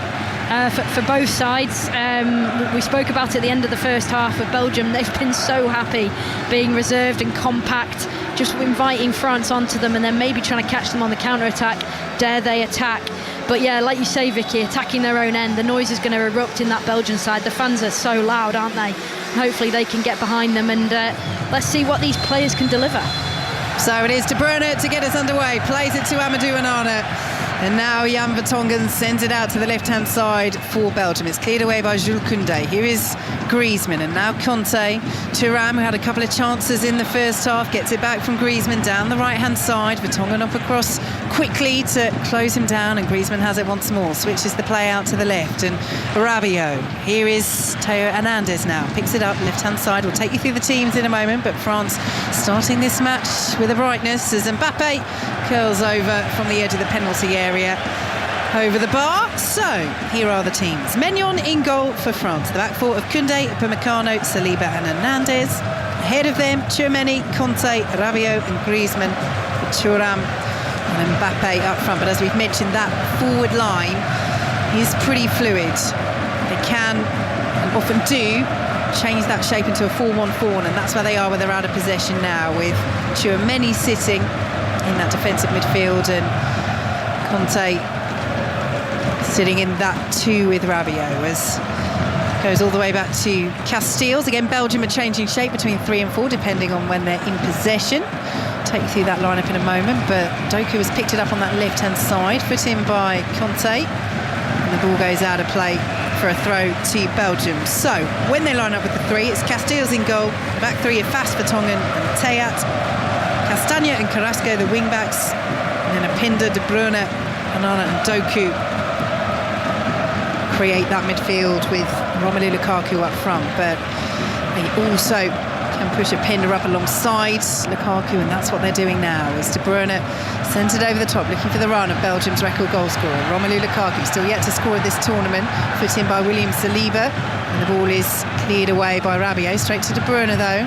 Out to the right-hand side he goes, and Timothy Castagne. And now Onana out to Castagne once again, midway through the France half. Already a touch more tempo from Belgium in this second half. Couldn't really have got any slower as Onana sends it out to the right-hand side. Here is Carrasco, swings it in. There's a tumble inside the 6-yard box from Luis Openda. He was never getting to the ball anyway.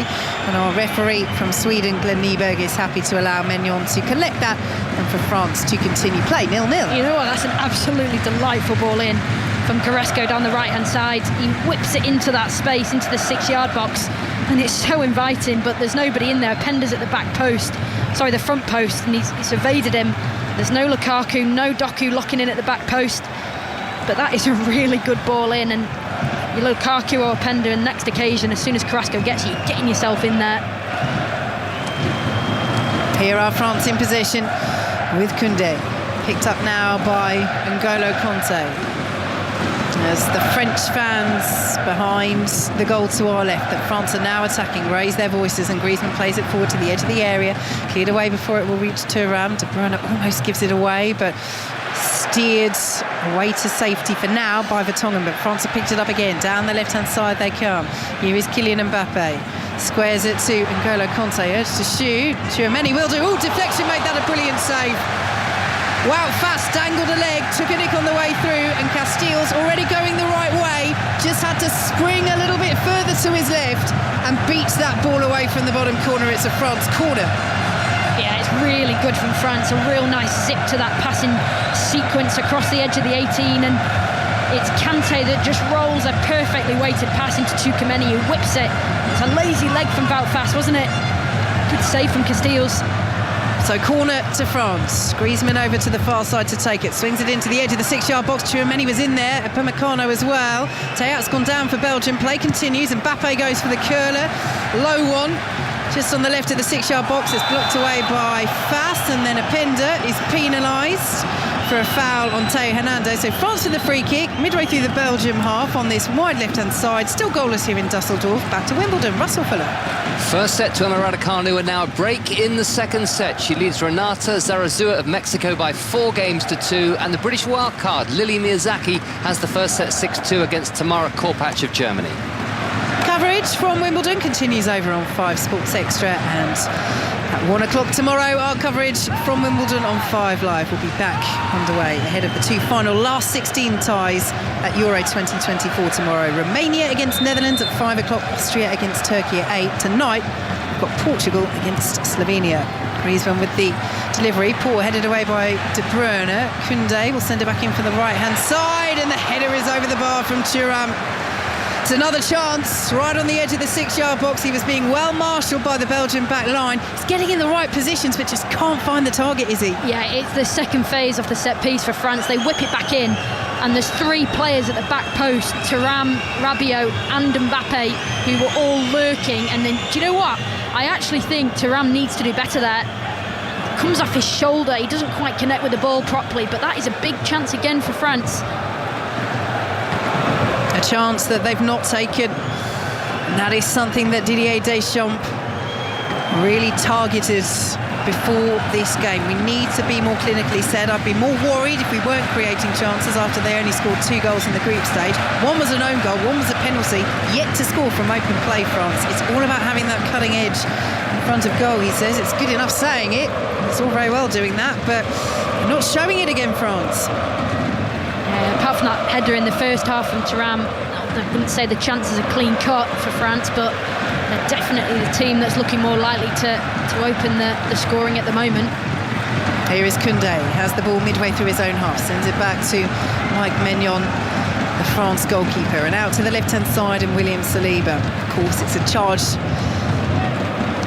being wasteful in front of goal that can be levelled at Belgium as well. At this tournament, they have had so many chances in the group stages. Not today. So many falling to Romelu Lukaku. 3 goals ruled out already for Belgium's record goal scorer in the group stages. Very, very tight calls. 1 a handball, 2 offside, but so marginal. Neither side so far on 5 Live and BBC Sounds have been able to find the back of the net here in Dusseldorf. So we played 6 minutes in this second half. Here is Koundé down the right-hand side in the pink boots. Pulls it back to Upamecano. There's a lone tricolour waves behind the goal away to our left, and Rabiot digs it forward looking for the run of Thuram. Casteels is out quickly and claims as Mbappe moves out of the penalty area. What are your thoughts on Kylian Mbappe's performance so far? We know he doesn't like playing with the mask. We know that he feels it restricts his vision, and he said it's almost like playing in 3D, and Didier Deschamps was saying because of the ridges around it, it does affect your vision a little bit. It's like you're wearing 3D glasses. He's got more used to it. He's changed it a few times since breaking his nose, as Saliba sent it all the way back to Maignan, who takes the touch, 2 touches inside his penalty area, and Tchouaméni will send it to Upamecano, closed down over on the far side, but will clear away. Thuram heads it back into the centre circle. Good header by Kante, and I tell you what, he needed a leap forward as well, the diminutive N'Golo Kante, as France work it out to the left-hand side. Here is Rabiot, lays it off to Mbappe. A couple of step overs. He's done brilliantly there. Carrasco looks in disgust as Mbappe darts through and curls over from the edge of the penalty area. Well, he was simply too good for the Belgium defence there, Kylian Mbappe, but can't find the finish. Yeah, come back to me about that question about Mbappe's performance, Vicky, because that was sensational from him, cutting inside, beautiful little step over, dinks inside. De Bruyne can't touch him because he's inside the box. Any contact's a penalty, and the finish, by his standards, not his best, but certainly a threat. Belgium in possession just inside their own penalty area. And of course, 3 years ago, he had a very eventful last 16, didn't he, Kylian Mbappe? Missed a couple of huge chances against Switzerland, and then saw his penalty saved in the shootout as France crashed out at this very stage. If you want to delve deeper into that, there's a fascinating documentary at the moment on BBC Sounds and BBC iPlayer. Do check it out. Just search for Kylian Mbappe, Sporting Giants Kylian Mbappe, 6-part series, and you can listen on BBC Sounds as a podcast or watch on BBC iPlayer as Carrasco has it on the halfway line, sends the ball back to Wout Faes. In terms of Belgium's approach, Izzy, doesn't look like they're changing it from the first half at all, really, as they spray it out to this left-hand side and might get a bit of a chance here with Jeremy Doku up against Koundé. Good block by the France right back. Doku won't reach it ahead of Griezmann, and Griezmann plays it back to Koundé, and forward now to Kante as France work it down the right-hand side. Thuram dispossessed well. France pick it up once more, but yeah, they're not changing their approach so far, Belgium. Clearly this is a game plan, and clearly Domenico Tedesco, their manager, feels it's working. Yeah, you're exactly right, Vicky, but there's a bit more zip to the game now. You can feel it, the intensity's starting to ramp up. I think both sides have started to realise, 10 minutes gone in the second half, managers might be looking towards the substitutes to come on and make an impact, but it's so tight. Both teams isn't willing to be brave at the moment. Here goes N'Golo Kante, midway through the Belgium half, and now Griezmann, nice touch, nice turn, lays it off to Koundé, drives it in, and Mbappe met it first time, drags the shot right across goal, goes out right on the corner of the penalty area for a Belgium goal kick. But again, the move from France until the finish was sumptuous. Yeah, you know what, the movement in and around this sequence from France was really, really nice to watch. It's Koundé again, the right back advancing forward, providing the cross, and I was just keeping my eye on Mbappe inside the box. His movement was exceptional. He fakes to go one way and comes inside, connects with the ball, but not a good finish by his standards. He's coming into his own in terms of movement, Mbappe. Can he provide the magic that will see the ball nestle in the back of the net? Here come Belgium, 0-0 here on 5 Live and BBC Sounds. 11 minutes gone in this second half, in this last 16 tie at Euro 2024. Portugal or Slovenia will await the winners in the quarterfinals. That match is live on 5 Live from 8 o'clock as Kante with the interception. Here is Griezmann. Towards the halfway line he goes and lays it off to Tchouaméni, who sweeps it out left-hand side to Adrien Rabiot. He has Hernandez arriving on his left and uses him. Here is Theo Hernandez. Plays it back to Tchouaméni. Now Mbappe. Lovely little ball back with a trick and a flick to Tchouameni, and then Kante on the turn is dispossessed. Lovely nutmeg by De Bruyne to find Jeremy Doku. Then a little swipe there from N'Golo Kante, but the referee says no foul in the centre of the pitch, and Belgium are fuming. Jeremy Doku gets back up to his feet. France in possession midway through the Belgium half. This will be controversial if it ends up in the back of the Belgium net. Still a lot to do here, France, as Kante picks it up, approaches the penalty area, exchanges passes with Griezmann, and now Koundé picks it up, right hand side. Kante once more, swings the ball in low. Griezmann with the layoff. Tchouameni, Griezmann, nice little touch to Koundé, good block away by Théat, and Doku comes back and brings the ball down beautifully. Needs to get rid of it, the Manchester City man. He's been forced into the corner. Can he get his way out of trouble?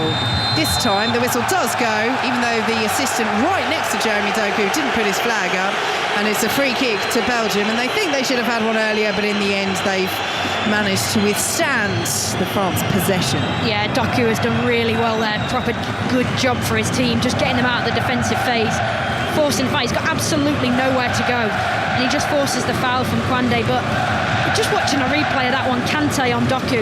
Doku is away on the counter-attack. Kante clearly catches him, and the referee gives him nothing. That is a mad decision from the referee. Yeah, Belgium absolutely not happy with that. As Koen Casteels sends the ball over the halfway line, looking for Lukaku. It's headed away by William Saliba. Lukaku sweeps it forward. Theo Hernandez gets the foot in and sends it out to the right-hand side, and cheers from the Belgian fans as it goes out for a throw to their side midway through the France half. And listen to this noise. This is because Belgium haven't been anywhere near the France half in the last 5 minutes, but they've won a throw midway through, and that is enough to get their fans singing and cheering and bouncing, and those two Belgian flags, the black, yellow and red, are waving once again, trying to pick up the tempo as the fans do just that. Will their side do it on the pitch as Fass has it in the centre circle? Izzy Christensen. Yeah, I think they were cheering the fact that Lukaku touched the ball for the first time in the second half. He's been non-existent. He's peeling off on Saliba. There's a wonderful little battle going on between them. I say little, it's a massive battle between those two giants down there. But Lukaku is just trying to pin him and occupy him, and he's getting frustrated because he wants the ball into his feet and runners off him, but it's just not happening for Belgium. Good tackle by Griezmann on Doku, who then fouls Griezmann. And France have a free kick just inside their own half. Well, almost an hour gone. And look, we'll be honest about it. He's picked up slightly in the second half, but this is still... What did you say about 5 minutes in laboured? It's laboured, yeah, but it's chess. It really is. But if we're talking about being brave on this occasion, I'm looking at Belgium and going, got Yuri Tielemans on there. He can be a defensive midfielder, he can attack. He's warming up down on the right-hand side, and can he be brave, Tedesco, and bring him on and maybe take Onana off and keep De Bruyne in there, because De Bruyne has that bit of quality that could win him the game. France with the ball on the halfway line. And again, that's it, isn't it, Izzy? We were having that conversation off air at half-time. Substitutions are going to be so key. And look, regardless of the chess match that's going on here, regardless of, for a neutral, you'd want to see more chances and more goals. But these are two teams that are wary of each other. And at some point, we're going to have drama, whether it's in normal time, extra time or penalties, because somebody is going to crash out. And it's going to be France or Belgium. Here is Saliba, under a bit of pressure from Loïs Openda. As well, Saliba then lost possession, and the referee has said that's not a foul, and here goes De Bruyne, and Belgium are away on the counter, and Carrasco's into the penalty area. Brilliant sliding covering block by Theo Hernandez. Oh, he's chest bumped Mike Maignan there. He is being absolutely lauded by his fellow defenders, because that is one of the best blocks you're ever going to see, and it's prevented an almost certain goal for Belgium. They have a corner, their fans are raising their voices. That is outstanding defending. That is unbelievable from Hernandez. The recovery run, the intensity to it, and the timing of his run to get himself back into a position where he completely nullifies the goal for Carrasco. But that is De Bruyne, that is what we're talking about. Those moments, he can pick out a pass. Can he pick out a teammate from this corner? It's Kevin De Bruyne, he whips it in, it's over everybody's head and spins out to the left-hand side. Openda will send it back in first time. Shocking delivery right behind the goal. And here comes our first change of the game, and it is a change for France.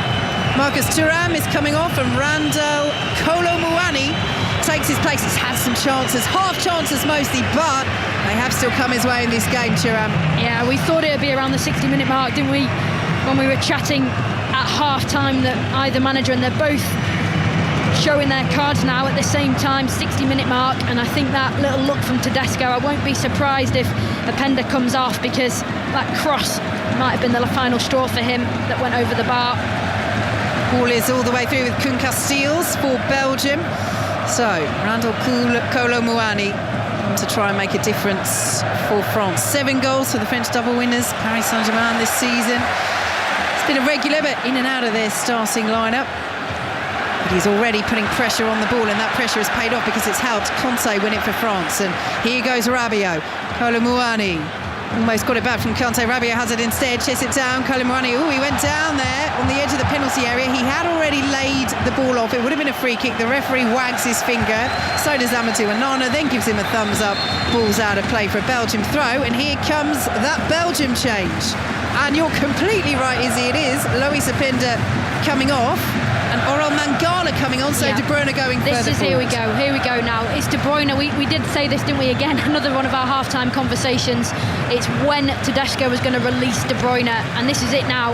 This is Mangala coming in, presumably alongside Onana in the midfield for Belgium as a sort of a double defensive midfield duo, and that is going to give Kevin De Bruyne the licence. He must be feeling like the reins have come off right now, because he's played that holding role alongside Onana for the first 60 minutes. It's freedom now for him. What's he got? So Aurel Mangala is on. Spent the second half of the season on loan at Lyon from Nottingham Forest. Tedesco's game plan takes another twist. He did say before this game, but we need to be able to adapt quickly. They've done the same thing for 3/4 of this game, Belgium, but now we see the switch. We see De Bruyne pushing up. At the moment, he's playing alongside Romelu Lukaku. Out of position, it's a 4-4-2 at the moment for Belgium. Kolo Muani, incidentally, has gone central for France. So you've got Mbappe on the left, Griezmann on the right. And at the moment, Koundé is pretty much playing on the right wing for France. 0-0 still, though, here on BBC Radio 5 Live and BBC Sounds, as Saliba has it just inside his own half. Picked up now by Tchouameni as the Belgian fans raise their voices once again. Throughout the years, throughout the decades they've followed their side, they've never seen them win a major trophy. Can they get into the quarterfinals here at the expense of France? Is France coming forward? It's Rabiot, loose touch outside the penalty area, but still has it. Griezmann goes for the curler, and it's a few yards wide. But again, good movement from France, but again, it's the clinical finishing. Yeah, it's a snapshot from Griezmann on his weaker foot, and with a pass through, I think it was Rabiot that played a pass through, and I actually don't think it was intended for Griezmann, but Griezmann takes it on his back foot, and it's not a bad strike at all on his right, but certainly not enough to trouble Casteels at all. He has scored more goals in knockout stages at the Euros, Antoine Griezmann, than any other player. 44 all in all for France. He missed a couple of big chances against the Netherlands. So far, France have not taken their chances in this game. Belgium have defended well, France have at the other end. The France fans begin to bounce away to our left. Allez le bleu is the cry, but it's Belgium who are coming forward, and here is Romelu Lukaku. Good defending by Upamecano, but Lukaku's too strong. Gets there, shields the ball with his body, and Upamecano can only poke out a boot and kick that out of play for a Belgium throw. It was Théout has it, interception by Griezmann. Another throw to Belgium midway through the second half. France 0, Belgium 0. Yeah, this is Belgium shifting through the gears now. I think they've gone from gear 2 to gear 3 now, with De Bruyne pushing higher. We spoke before the game about N'Golo Kante and De Bruyne, and what De Bruyne's done now is going higher. He's occupying either Tchouameni or N'Golo Kante, and it's just dropping France right off because of the threat that De Bruyne has. Here is Mangala, sends it back to Vertonghen. As fast as an option and uses him, and it's the Belgium fans' turn to raise their voices and lift their arms high in the air. That wall of red behind the goal that Belgium are attacking, but they're inside their own half, Belgium. Here is Fass. Casteels urging and shepherding him forward. But again, you know, we talk about the controversy that there was and the discord that there was between the Belgian supporters and the Belgian players, particularly Kevin De Bruyne, at the end of their goalless draw with Ukraine. Saw them through, but in second place, as France also qualified as runners-up. They are absolutely behind the team all throughout this game as Lukaku loses out and France pick it up and drive forward now over the halfway line. Here goes Rabiot out to the left-hand side now, and Kylian Mbappe pulls it back to Tchouameni midway through the Belgium half. Still goalless here as Théat wins that header away from Koundé. Let's head to Wimbledon. Russell Fuller. Emma Raducanu is in the second round. She has beaten Renata Sarasua of Mexico 7-6-6-3. Physical match, an hour and 56 minutes, but through in straight sets. Elise Mertens, the doubles world number one, will be Raducanu's second round opponent on Wednesday. Thanks very much, Russell. As Tchouameni has it just inside the Belgian half. 0-0 in this Euro 2024 last 16 ties. Rabiot picks it up. Square now to Upamecano. And now N'Golo Kanté. They're still just inside the Belgium half. And again, the tempo was just drained a little out of this game.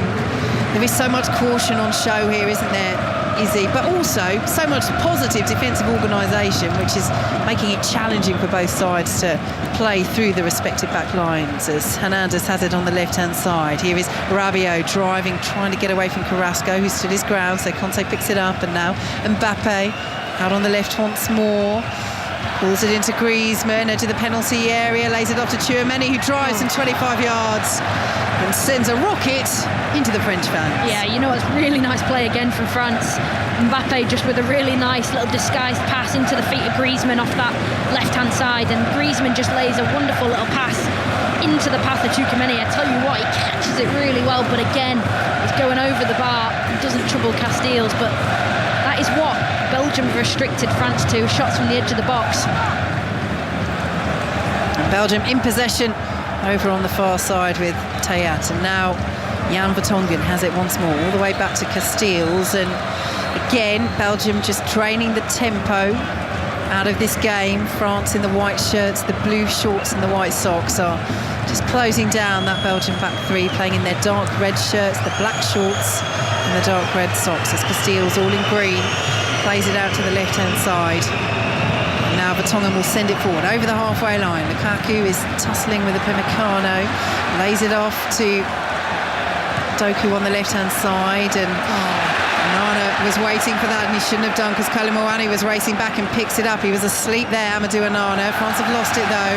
Here is Aurel Mangala, sends it out to the left-hand side, and Doku, and now Lukaku. Down the left wing he goes. Romelu Lukaku. A couple of step-overs to try and take on Dayot Upamecano. He's held onto the ball with that strength, Lukaku, and Doku picks it up. He's got two white shirts with him, Kanté and Koundé. So steers it back to Théat, and all of a sudden, remarkable, I think for the first time in this game, all of Belgium's players, bar Casteels, are inside the France half.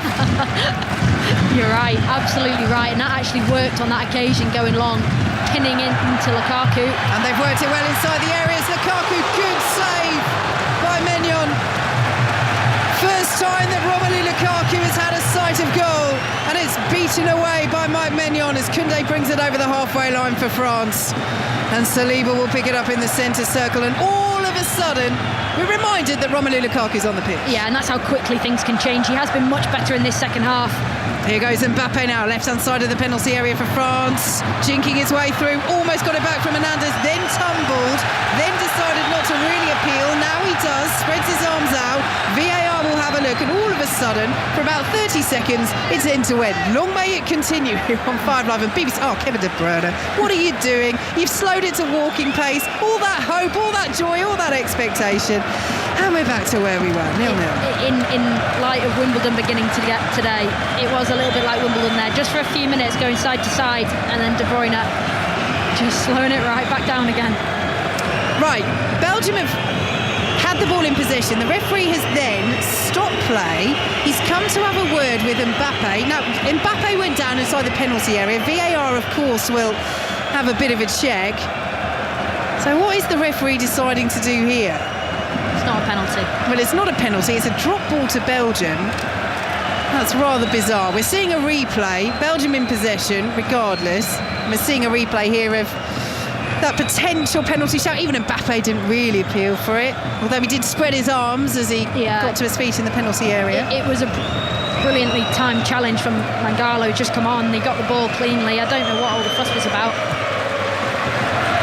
Ball over the top, looking for Romelu Lukaku, who chests it down, tried to feed De Bruyne, who was racing centrally, but France get the interception in, and N'Golo Kanté sends it forward. Here is Kolo Muani. Central position, driving towards the area. It's a good fit in by Mangala, and very good goalkeeping by Casteels. Out so quickly to clear away and prevent the corner. It's a France throw deep in Belgium territory. 18 minutes plus added time to play. I can feel the drama coming, Izzy. Yeah, all of a sudden the game is upped again, the intensity, and it's got a little bit more transitional. And you can just see when both teams get the opportunity, they're just slowing it down a little bit just to regain the control, because they're so scared of giving away a chance on the counter-attack. France in possession over on the far side. Tchouameni has it. So they slow the play down, exchanges passes with N'Golo Kanté. Goalless here in this last 16 tie, but time is ticking towards extra time as Kanté sends it down the right-hand side. The ball in is headed away by Théat. Picked up by Doku over on that far side. Good pressure by Koundé, but Doku's done really well. They can't find Lukaku though. Saliba sends it to Upamecano, who almost lost it, almost stolen by De Bruyne. But France have it down the right-hand side. They go once again. Two players tumble. They're both appealing, and it's going to be a France corner. Good work down that right by Tchouameni. Doku's on the deck and he's appealing, saying, well, I don't think that should have gone against us, but it has. Yeah, I think have the corner. He wants a foul, doesn't he? But tell you what, Jeremy Doku's defensive responsibilities tonight have been absolutely exceptional. So Griezmann over this corner on the far side. The tricolours are waving once more behind the goal that France are attacking as they look for the late breakthrough here against Belgium. Griezmann swings it in. It was towards Saliba. It's cleared away at the back by Vertonghen for Belgium, but they're not dealing with this Belgium over on that left-hand side, and France have it, and the shot is driven wide. What an opportunity. William Saliba up from the back, the centre half of Arsenal. Darting run inside the area, nice bit of skill, got the ball onto his left. And it wasn't a striker's finish, although it wasn't too far away from that post of Casteels. Yeah, it's probably the closest chance that France have nearly converted all evening, and it was Doku on Saliba. It's normally the other way around. Doku taking it past Saliba, but the centre-back on that occasion, like you say, Vicky, he was clean with his dribbling technique to fire a shot off. Sometimes in a game like this, it might just be a centre-half that says, leave it to me, I'll sort this out, and pop up with a goal. Castagne has it, plays it back to Fass inside his own penalty area. France are beginning to put a little bit more pressure on Belgium when they sit deep. As they work it out to the left-hand side, and Théat has the option of Mangala centrally. Griezmann's there as well. Mangala and Théat just play a little 1-2, but they're still midway inside their own half Belgium. They are, at the moment, happy just to pass it around their own penalty areas. We head into the 15-minute mark in this game of time left to play, plus time added on, and it is still goalless. The winners of Portugal against Slovenia will await in the quarterfinals. We have commentary of that game coming up on BBC Radio 5 Live and BBC Sounds. It's 8 o'clock UK kickoff. And our build-up will start whenever this game finishes. Could be extra time. Could be penalties yet. Penalties that undid France at the Euros 3 years ago as Castagne down the right-hand side for Belgium. Now, Hernandez was simply too strong there, said the referee. The Belgian fans behind the goal are furious. Good battle that, and Hernandez has won it in the eyes of our official. And Vertonghen then is tripped by Kolo Muani. And it's a yellow card for Jan Vertonghen. There was a bit of a tumbling there. Tedesco's gone straight into the book as well. But he has been pretty sharp with the yellow cards, the Swedish referee. Yeah, that duel before, it was Hernandez on Carrasco, I think it was, just tussling. It was tremendous fullback play again from Hernandez, just getting back in, using his body. Just watching a replay here, he's so strong, he just blocks the path of Castagne. They're almost running holding hands. So, France in possession. just inside their own half. Let's head back to Wimbledon. Russell Phillip. Lily Miyazaki has joined Emma Raducanu in the second round, and she's won in 58 minutes, 6-2, 6-1 against Tamara Korpach, who's ranked 75 places above her. Here come France. Conte's ball just outside the penalty area is cut out though, and Tchouameni will send it over to the right-hand side, and Koundé. Griezmann has it now, back to Koundé, forced backwards, midway through the Belgium half. France 0, Belgium 0. On 5 Live and BBC Sounds, coverage from Wimbledon continues over on 5 Sports Extra with Russell and the team as Lukaku, poor ball, gives it away. De Bruyne raises his hands above his head and claps in encouragement because there was a real reaction to that misplaced pass from Romelu Lukaku from the Belgian fans. Behind the goal away to our right is Mbappe, who's gone over to the right wing for now, picks it up and sends it to Tchouameni, and now Hernandez, who's made that brilliant goal-saving block at the other end for France. There have been a handful of really good opportunities in this game, Izzy, but mostly defences have very much been on top. Yeah, and there's been a handful of opportunities for Belgium to break, but that man, I'm going to be harsh now, Lukaku, the ball, inexcusable errors. You know, he's got no pressure on him.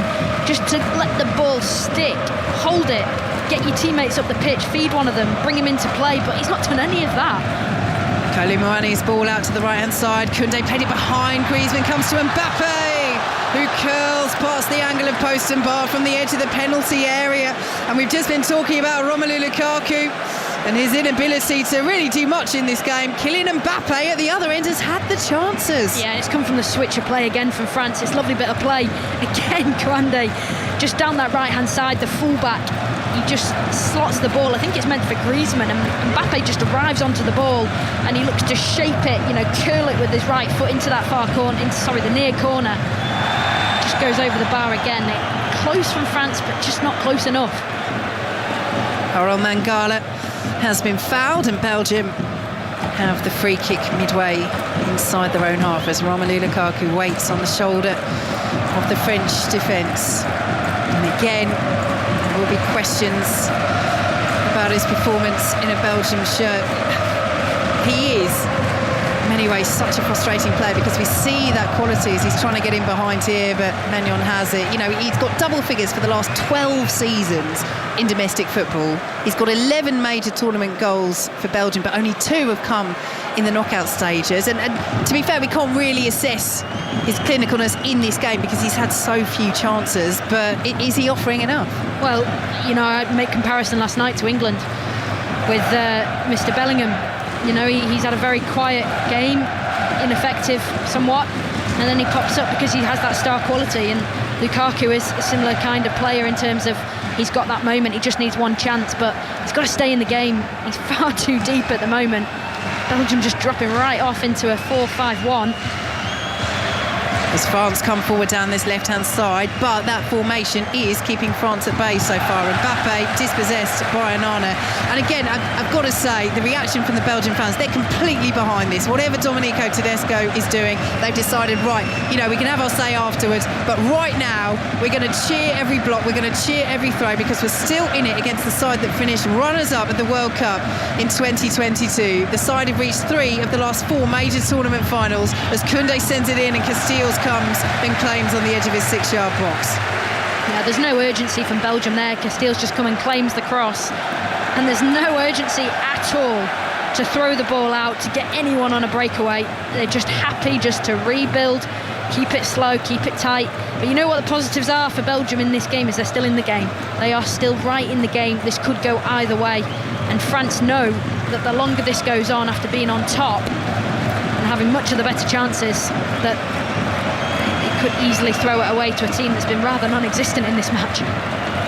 Ball goes forward from fast. Carrasco is chasing. Hernandez was just nudged by Yannick Carrasco there and does win the free kick just outside the penalty area. And you say there is, you know, Belgium's still in the game. They absolutely are. But they've also kept France out of the game for much of this match as Kolo Muani up against Fass. Right-hand side of the penalty area. Picks it up for France. Fass sticks with him like super glue. So Kolo Muani will find Griezmann. And we have to say as well, there's not a huge rush from France either. They're in possession. Now they've sent it back to the edge of the centre circle as Tchouameni comes forward. Yeah, I just think they're a little bit tentative of the threat that Belgium have if they play a loose pass. or give the ball away cheaply or whatever. I think that's what they are nervous about, France. Tchouameni spotting the run on the far side. So did Teat, gets the header there ahead of Griezmann. Doku trying to bring it down. It's good defending by N'Golo Kanté. Eventually he does foul Jeremy Doku over on that far side. And it will be a free kick and nothing more to Belgium. And Teat thought about taking it quickly there, looking for the run of Carrasco through the centre, but in the end he just nonchalantly sends it back to Jan Vertonghen, and we go again. Yeah, Doku, I think, just thanking the referee there, because there's been about 3 or 4 in this second half where he's been unfortunate, and Doku, not to get a free kick for the foul on him. Here is Lukaku, good strength again to hold it up, and Doku now with a nice turn and plays it into De Bruyne outside the area, bit of space, good save, Maignan, might come to Castagna, it doesn't, because once again France are there to defend it, this time at Upamecano, but all of a sudden, and listen to the reaction from the Belgian fans as the ball goes out for a Belgium corner. We know, Izzy, we know there are players on this pitch, the likes of Mbappe, the likes of De Bruyne. It's been a terrible game, but all it needs is one moment of magic. Absolutely, it just takes a second, doesn't it? It's that man De Bruyne just finding himself on the end of a beautiful little pass in from Doku, and the shot was, he couldn't have done much better, but that is literally what Belgium are waiting for. They are waiting for that one moment. 7 minutes plus added time to play. Is the Belgium game plan that has been so boring in many ways actually going to turn out to be a masterstroke? It almost proved that way with Kevin De Bruyne as Belgium have it inside their own half. And you know, if they go through, Dominic Tedesco and those Belgian fans behind the goal might have different opinions, might be different perspectives, but ultimately it's worked to perfection. Yeah, almost. If that De Bruyne chance there, it nestled into the back of the net, we'd be sitting here saying superb tactics. And do you know what? I don't think they're bad tactics at all. Just saying they want a livelier game. But you can see exactly what he's got to do, and his job, Tedesco, is to get results. And if this is his way of interpreting that and doing it, then could be job done. But how do Belgium respond from that chance now? Do they go again? Do they get excited and leave gaps, or do they keep it tight again and build slowly? At the moment, that is what they're doing, keeping it tight, building slowly, but they are building down this right-hand side with Castagna. Saliba gets the foot in ahead of Lukaku. And Tchouameni will play it forward. Nice touch from Kanté to give himself a little bit of space. And now Griezmann swept forward by Upamecano. Beautiful control by N'Golo Kanté down the right-hand side. He's got Kolo Muani in the centre. Again, France not really busting a gut to get forward. Griezmann is now arriving. Koundé's there as well. Griezmann on the turn, midway through the Belgium half. Goal is here on 5 Live and BBC Sounds as Mbappe picks it up, dinks it out to the left-hand side. Just had enough on it for Theo Hernandez, who had to come short, but does come short and win it. Griezmann then sends it out to the right-hand side. Koundé picks it up right-hand side of the penalty area, pulls it back to Kanté, and now Kolo Muani on the turn. Little deflection, and it's in! France have the late lead against Belgium! Randall Kolo Muani slaps his chest as those France fans behind the goal go absolutely wild. They have broken Belgium hearts here in Dusseldorf. It is France who lead by a goal to nil. It is France who are on the brink of the quarterfinals at Euro 2024. Wow, all I can say is wow. This stadium's just erupted, because this goal here, when France hadn't yet found the right key to unlock the Belgium stubbornness, what they've done here is they've fizzed the ball across the 18-yard box, and it is the most delightful little pass from Griezmann to switch the play. They work it back to Kanté, and it's the substitute, isn't it? Against Vertonghen, Kolo Muani, and it's just, he fires it on towards goal. It comes off Vertonghen's leg, and it goes past Casteels into the back of the net. It is such a cruel deflection off Jan Vertonghen. It loops the opposite way to the way that Casteels is going. It's gone down as a Kolo Muani goal. We'd need to see the angle from behind to see if it was on target, but it is a cruel blow for Belgium as they get us underway. And we have to go back, Izzy, as the camera did here. It comes from Romelu Lukaku losing the ball outside inside the France penalty area, and from that moment, his inability to keep it on that occasion, Belgium are on the back foot, and Belgium are now on the brink of going out of the Euros. Yeah, and they've got to power players forward now, Belgium. It's do or die, because the tactics have almost worked with that chance from De Bruyne, and then what France have done is they've been patient as well, and it's been great. No time for patience for Belgium now. It's all or nothing, but they've lost the ball with Doko, and this is where the game is stretched, and this is where France can perhaps punish them. Good interception by Fass, and Kylian Mbappe loses out, and Belgium have it again. But how hard is he right now to go from knocking it around at the back, from doing your plan A to your plan B, which has to be hell for leather? Well, they've certainly not really adjusted to plan B in no particular rush either, Vicky, because what you'd be doing now with 5 minutes to go plus added is piling players forward, but they're just not. They're still building. I just don't understand it. Out to the right-hand side go Belgium. They're preparing changes. One of them is Charlotte de Ketelaere as De Bruyne into the penalty area, challenged by Saliba, and a huge double fist clench right in front of those Belgian fans. To be fair, he was looking at the France shirts that are dotted around in the corner as well, but it's good defending. It's behind for a France goal kick, and now here is the late Belgium double change. They trail by a goal to nil, and de Ketelaere is one of those coming on. Carrasco is coming off, and Dodi Luca Bacchio will also enter the field for Timothy Castagne. Well, football is a game of fine margins, and fine margins indeed for who is going to get that goal. They've changed it in the stadium to a Jan Vertonghen own goal. I'm not sure Kolo Muani's going to care. I'm not sure France are going to care. Vertonghen, whether it went in off him decisively as an own goal or not, his was the key deflection. So cruel for him, so cruel for Belgium, as the ball goes out of play for a France throw. Yeah, you could say cool for Belgium, but they've not done too much in this game to show the intent of trying to win it, apart from that De Bruyne chance just moments before France had scored. But France will just do all of the tricks in the book in terms of game management just to see this game out. Hernandez starting with that, just taking his time on the throw-in. And it's picked up by Kolo Muani, and they win another throw. And we're into nearly the final 60 seconds plus added time at the end of this last 16 tie.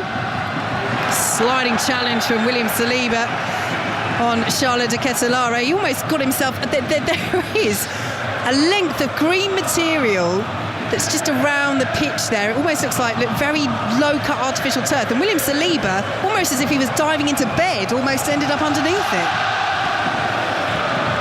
Here is Wout Fass. Saliba is back in that France back line. But again, Belgium are just passing it around in their own half. Yeah, you've got to put one of the centre-backs up now. Put Jan Vertonghen up there, narrow up, get crosses into the box, feed off it. Here is Luca Bacchio down the right-hand side as Belgium look to get back on level terms. Late on, Mangala out to the left, ball fist across, won't quite fall for Romelu Lukaku, and it's cleared away by Hernandez, but that was some nervy defending from France. Ball hit the referee, and the referee raises his hands and apologises as Tayat lashed at it from midway through the France half, so it will be a drop ball to Belgium. To be fair, they had possession there anyway. I'm not sure why the referee's done that. It's only if it changes position that he'd had to change it. But anyway, it's a drop ball, and Belgium are back on halfway as we enter 3 minutes of added time at the end of this game. France have struck late on that Vertonghen own goal, the effort from Randall Kolo Muani, and it's got them on the brink of the last 8 at these Euros on 5 Live and BBC Sounds as Luca Bacchio loses the ball. De Bruyne comes and picks it up, cuts it in field and plays it back now to Fass, and once again now all the Belgian players are inside the France half, and Luca Bacchio's lost it and it's cleared away by Tchouameni. He's actually looked really good since he came on. I mean, albeit he's not going to have very long at all, but you wonder if he'd have been brought on sooner. Luca Bacchio, he had an impact in the group stages as well. He's looked lively. They're trying to feed the ball to him down this right hand side. Played forward by Onana, cleared away by William Saliba. 2 minutes of added time to play. Have France found a way through? They found the back of the net through the own goal by Vertonghen, and it might, in this tightly contested game, a game which in all truth has not lived up to the billing, but Belgium will say They'd managed to keep France at bay. They'd kept it so tight. They'd kept it so close. But they've been undone in these final moments. Can they find a last gasp equaliser? Down the left-hand side they go. It's a delicious ball in from Doku, but nobody's on the end of it. De Ketelaere was in there, and it's cleared away by Rabiot for France, and the Belgian fans behind the goal raise their voices, urging their side on. 90 seconds of added time to play. Late on, this game has come to life. We promised you there would be drama at some point on 5 Live and BBC Sounds, and we've had that with this late France goal. Can Belgium provide more drama here in Dusseldorf? As they have it on the left-hand side is Doku. Couple of brilliant 1-2 little steps over, and he wins the corner, and Ora Mangala is waving his arms to those Belgian fans behind the goal as De Bruyne goes over on the far side. This surely, with 60 seconds of added time to play, is nigh on Belgium's last chance. De Bruyne raises his right arm in the air, swings it into the edge of the 6-yard box. It's cleared away on the edge of the 6-yard box by Griezmann, and Mbappe's trying to latch onto it. Belgium get a foot on the ball, but Theo Hernandez will head it forward. Rabiot won't reach it. Hernandez goes down. No free kick given, and it's thrown in quickly by Tayat. 35 seconds to play. 35 seconds for Belgium to keep their Euros alive. Koundé heads the ball away inside the penalty area. Griezmann helps it on for France. Kolo Muani will try and get there ahead of Mangala, and he's got the better of him. Kolo Muani over the halfway line, tumbles, wins the free kick, and France are on the brink of the quarterfinals as Mangala goes into the book and Belgium look done. How about that impact from the substitute? Coming on, the manager says, go and win me the game, and then go and see it out for me. He's done exactly that. That run from Kolo Muani just down that right-hand side, it just buys France the time. And that is it! France find a way in Dusseldorf. It's disappointment and defeat for Belgium. The own goal late on from Jan Vertonghen, forced by the substitute Randall Kolo Muani, is enough to see Didier Deschamps' side through to the quarterfinals, where they will play either Portugal or Slovenia. It's not been a classic, but in the end, progression is what matters, and that is what France have achieved. Izzy Christensen. Yeah, it's a fantastic performance at times from France. They've been patient. They showed some really nice attacking play. They never really created any clear-cut chances, but my word, they were patient. And the way they worked the ball for that winning goal, and the impact from the substitute Kolo Muani, it was brilliant. It was lucky, but it was brilliant. And Belgium, they'll be left thinking that was a very reserved performance. I understand the theory behind it, but sometimes you've just got to go for it, and they didn't, and they've been punished. He talked about bravery before this game, Domenico Tedesco. In the end, I think the bravery was from the game plan to try and keep it so in terms of it not being an attacking game plan, but they stuck with it, and they had moments before that own goal at the other end. That huge chance where De Bruyne finally found a bit of space outside the penalty area. And Izzy, we said at the time, had that gone in, everybody would have been praising Tedesco. Absolutely, and that was the moment for Belgium. Like I said, I could understand the theory behind the game plan, keep it tight, frustrate France, but it was a really resilient performance from France. You could see there the chest pumps between the two centre-backs, Upamecano and Saliba, along with their goalkeeper Mignon. Just the three of them, they've gone over to each other and done some big chest pumps, some high fives, because they know a clean sheet and a solid, resolute defensive performance has given them the foundations to kick on and go to the quarters. Kevin De Bruyne looks up at the skies here in Dusseldorf. He wipes his face on his shirt. But for Didier Deschamps, it's delight as he embraces Kylian Mbappe. France are through to the quarterfinals of Euro 2024. It finishes in Dusseldorf. France 1, Belgium 0. Vicky Sparks and Izzy Christiansen with you from Dusseldorf for that game. Izzy, as you've reflected on there with Vicky, not a classic here, but for France this has been symptomatic of their tournament so far. They've scored 3 goals, 2 own goals and a penalty. Yeah, absolutely. And that goal that they've scored this evening has come from patience, being resilient and sticking to a game plan. And I don't think they expected Belgium to drop off as much as they did. so it challenged them, but they're enjoying a big moment with their fans right now in front of the goal, because they know that they've got a really, really good chance if they can build on that performance. Mbappe came to life in the second half. There's a lot of positives for France to take from this, and they certainly march on with a lot of pride and belief that they can keep pushing on. Izzy, I'd absolutely take your points on the patience that fans showed, and the fact that there are real positives from that. You could put it down as a really grown-up performance, one that all that vast experience in the squad and of Didier Deschamps has kind of paid off. But if you're having to rely on an 85th minute own goal to get the win against Belgium, is it sustainable, do you think, throughout the coming knockout games? Definitely not. It's certainly not. But I mean, part of me thinks, sometimes in football you create your own luck, but I don't think they're going to have much more luck. I think they've got to go and own it now. Whoever they do end up facing in the quarterfinals, they've got to go and own it. And similar to England, really, we've all been, saying, the performance levels have not been great in relation to what we expect of the players within the squad. It's the same with France, but what they've shown tonight, I saw cohesion, a togetherness. There's players on the bench for France who didn't even enter the pitch, who have got high quality. So I think they're in an okay place. Granted, Mbappe, he was quiet in the first half, but there were moments in the second where you think France are starting to turn the screw, and I think on reflection, the better team went through tonight. And just on that, Kelly, I was going to make this point in commentary, and then France scored, so it became irrelevant, but they made one change. Colin Mawani, who did come on and get the goal, and Belgium, up until France scored, had also only made one change, and it just felt like a game where the game plan from both managers very much included extra time. That they had this long-term plan that actually in extra time we're going to make these changes. Neither side were really, well, certainly Belgium had their game plan of, as we've said, being defensive and playing on the break, but even France, it didn't seem like either side were really that bothered about winning it in 90 minutes. And actually, the one change that was made, there was the own goal, and it did make the difference. Sorry to interrupt there, Vicky. All I was going to say was that on social media there was quite a bit of chat of people being very disappointed that they sat through almost 90 minutes of that game without having any penalties at the end of it. But I'm not sure we could have done another half an hour of it. It wasn't one to spark the imagination, was it, Izzy? Absolutely, Kelly, and I thought maybe I'll hold back saying that, but there we go. we say it. We did not want another 30 minutes of that sort of slow, laboured build-up. Both teams just waiting for a mistake, and the irony in it is the winning goal was an own goal and a deflection inside the box, which was pretty fluffy in the end, really. It was, and then, but for Belgium, look, we're going to have the same conversation that we had before the game, that we've had at different tournaments as well.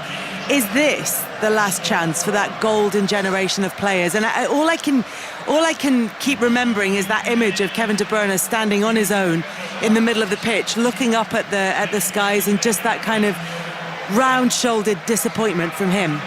Yeah, and interestingly, the contrast in between these two sides, right, just at the end of the game there, the French players enjoying, a moment with their fans. Belgium have actually just done the same with all of their staff and players, and, if you're looking at it where we are right now, they look, united. It's very easy in these moments to everyone go their separate ways and, throw in the towel, but fundamentally you're a team, and we know that there has been, things that have come out of the Belgium camp, in the past that, divides and feuds between players and coaches and stuff like that, but, they've taken a moment with their fans, they've been united, and we'll see what happens with this Belgian team moving forward. And I have to say, Kelly, they've had a brilliant reception from the fans, actually. They've all gone over, and right now they've just stopped, but they were just bouncing up and down, and had the camera just cut to that little section of Belgian fans, you would have thought Belgium had gone through. So, like Izzy says, I think it's important to reflect that, look, there's going to be questions.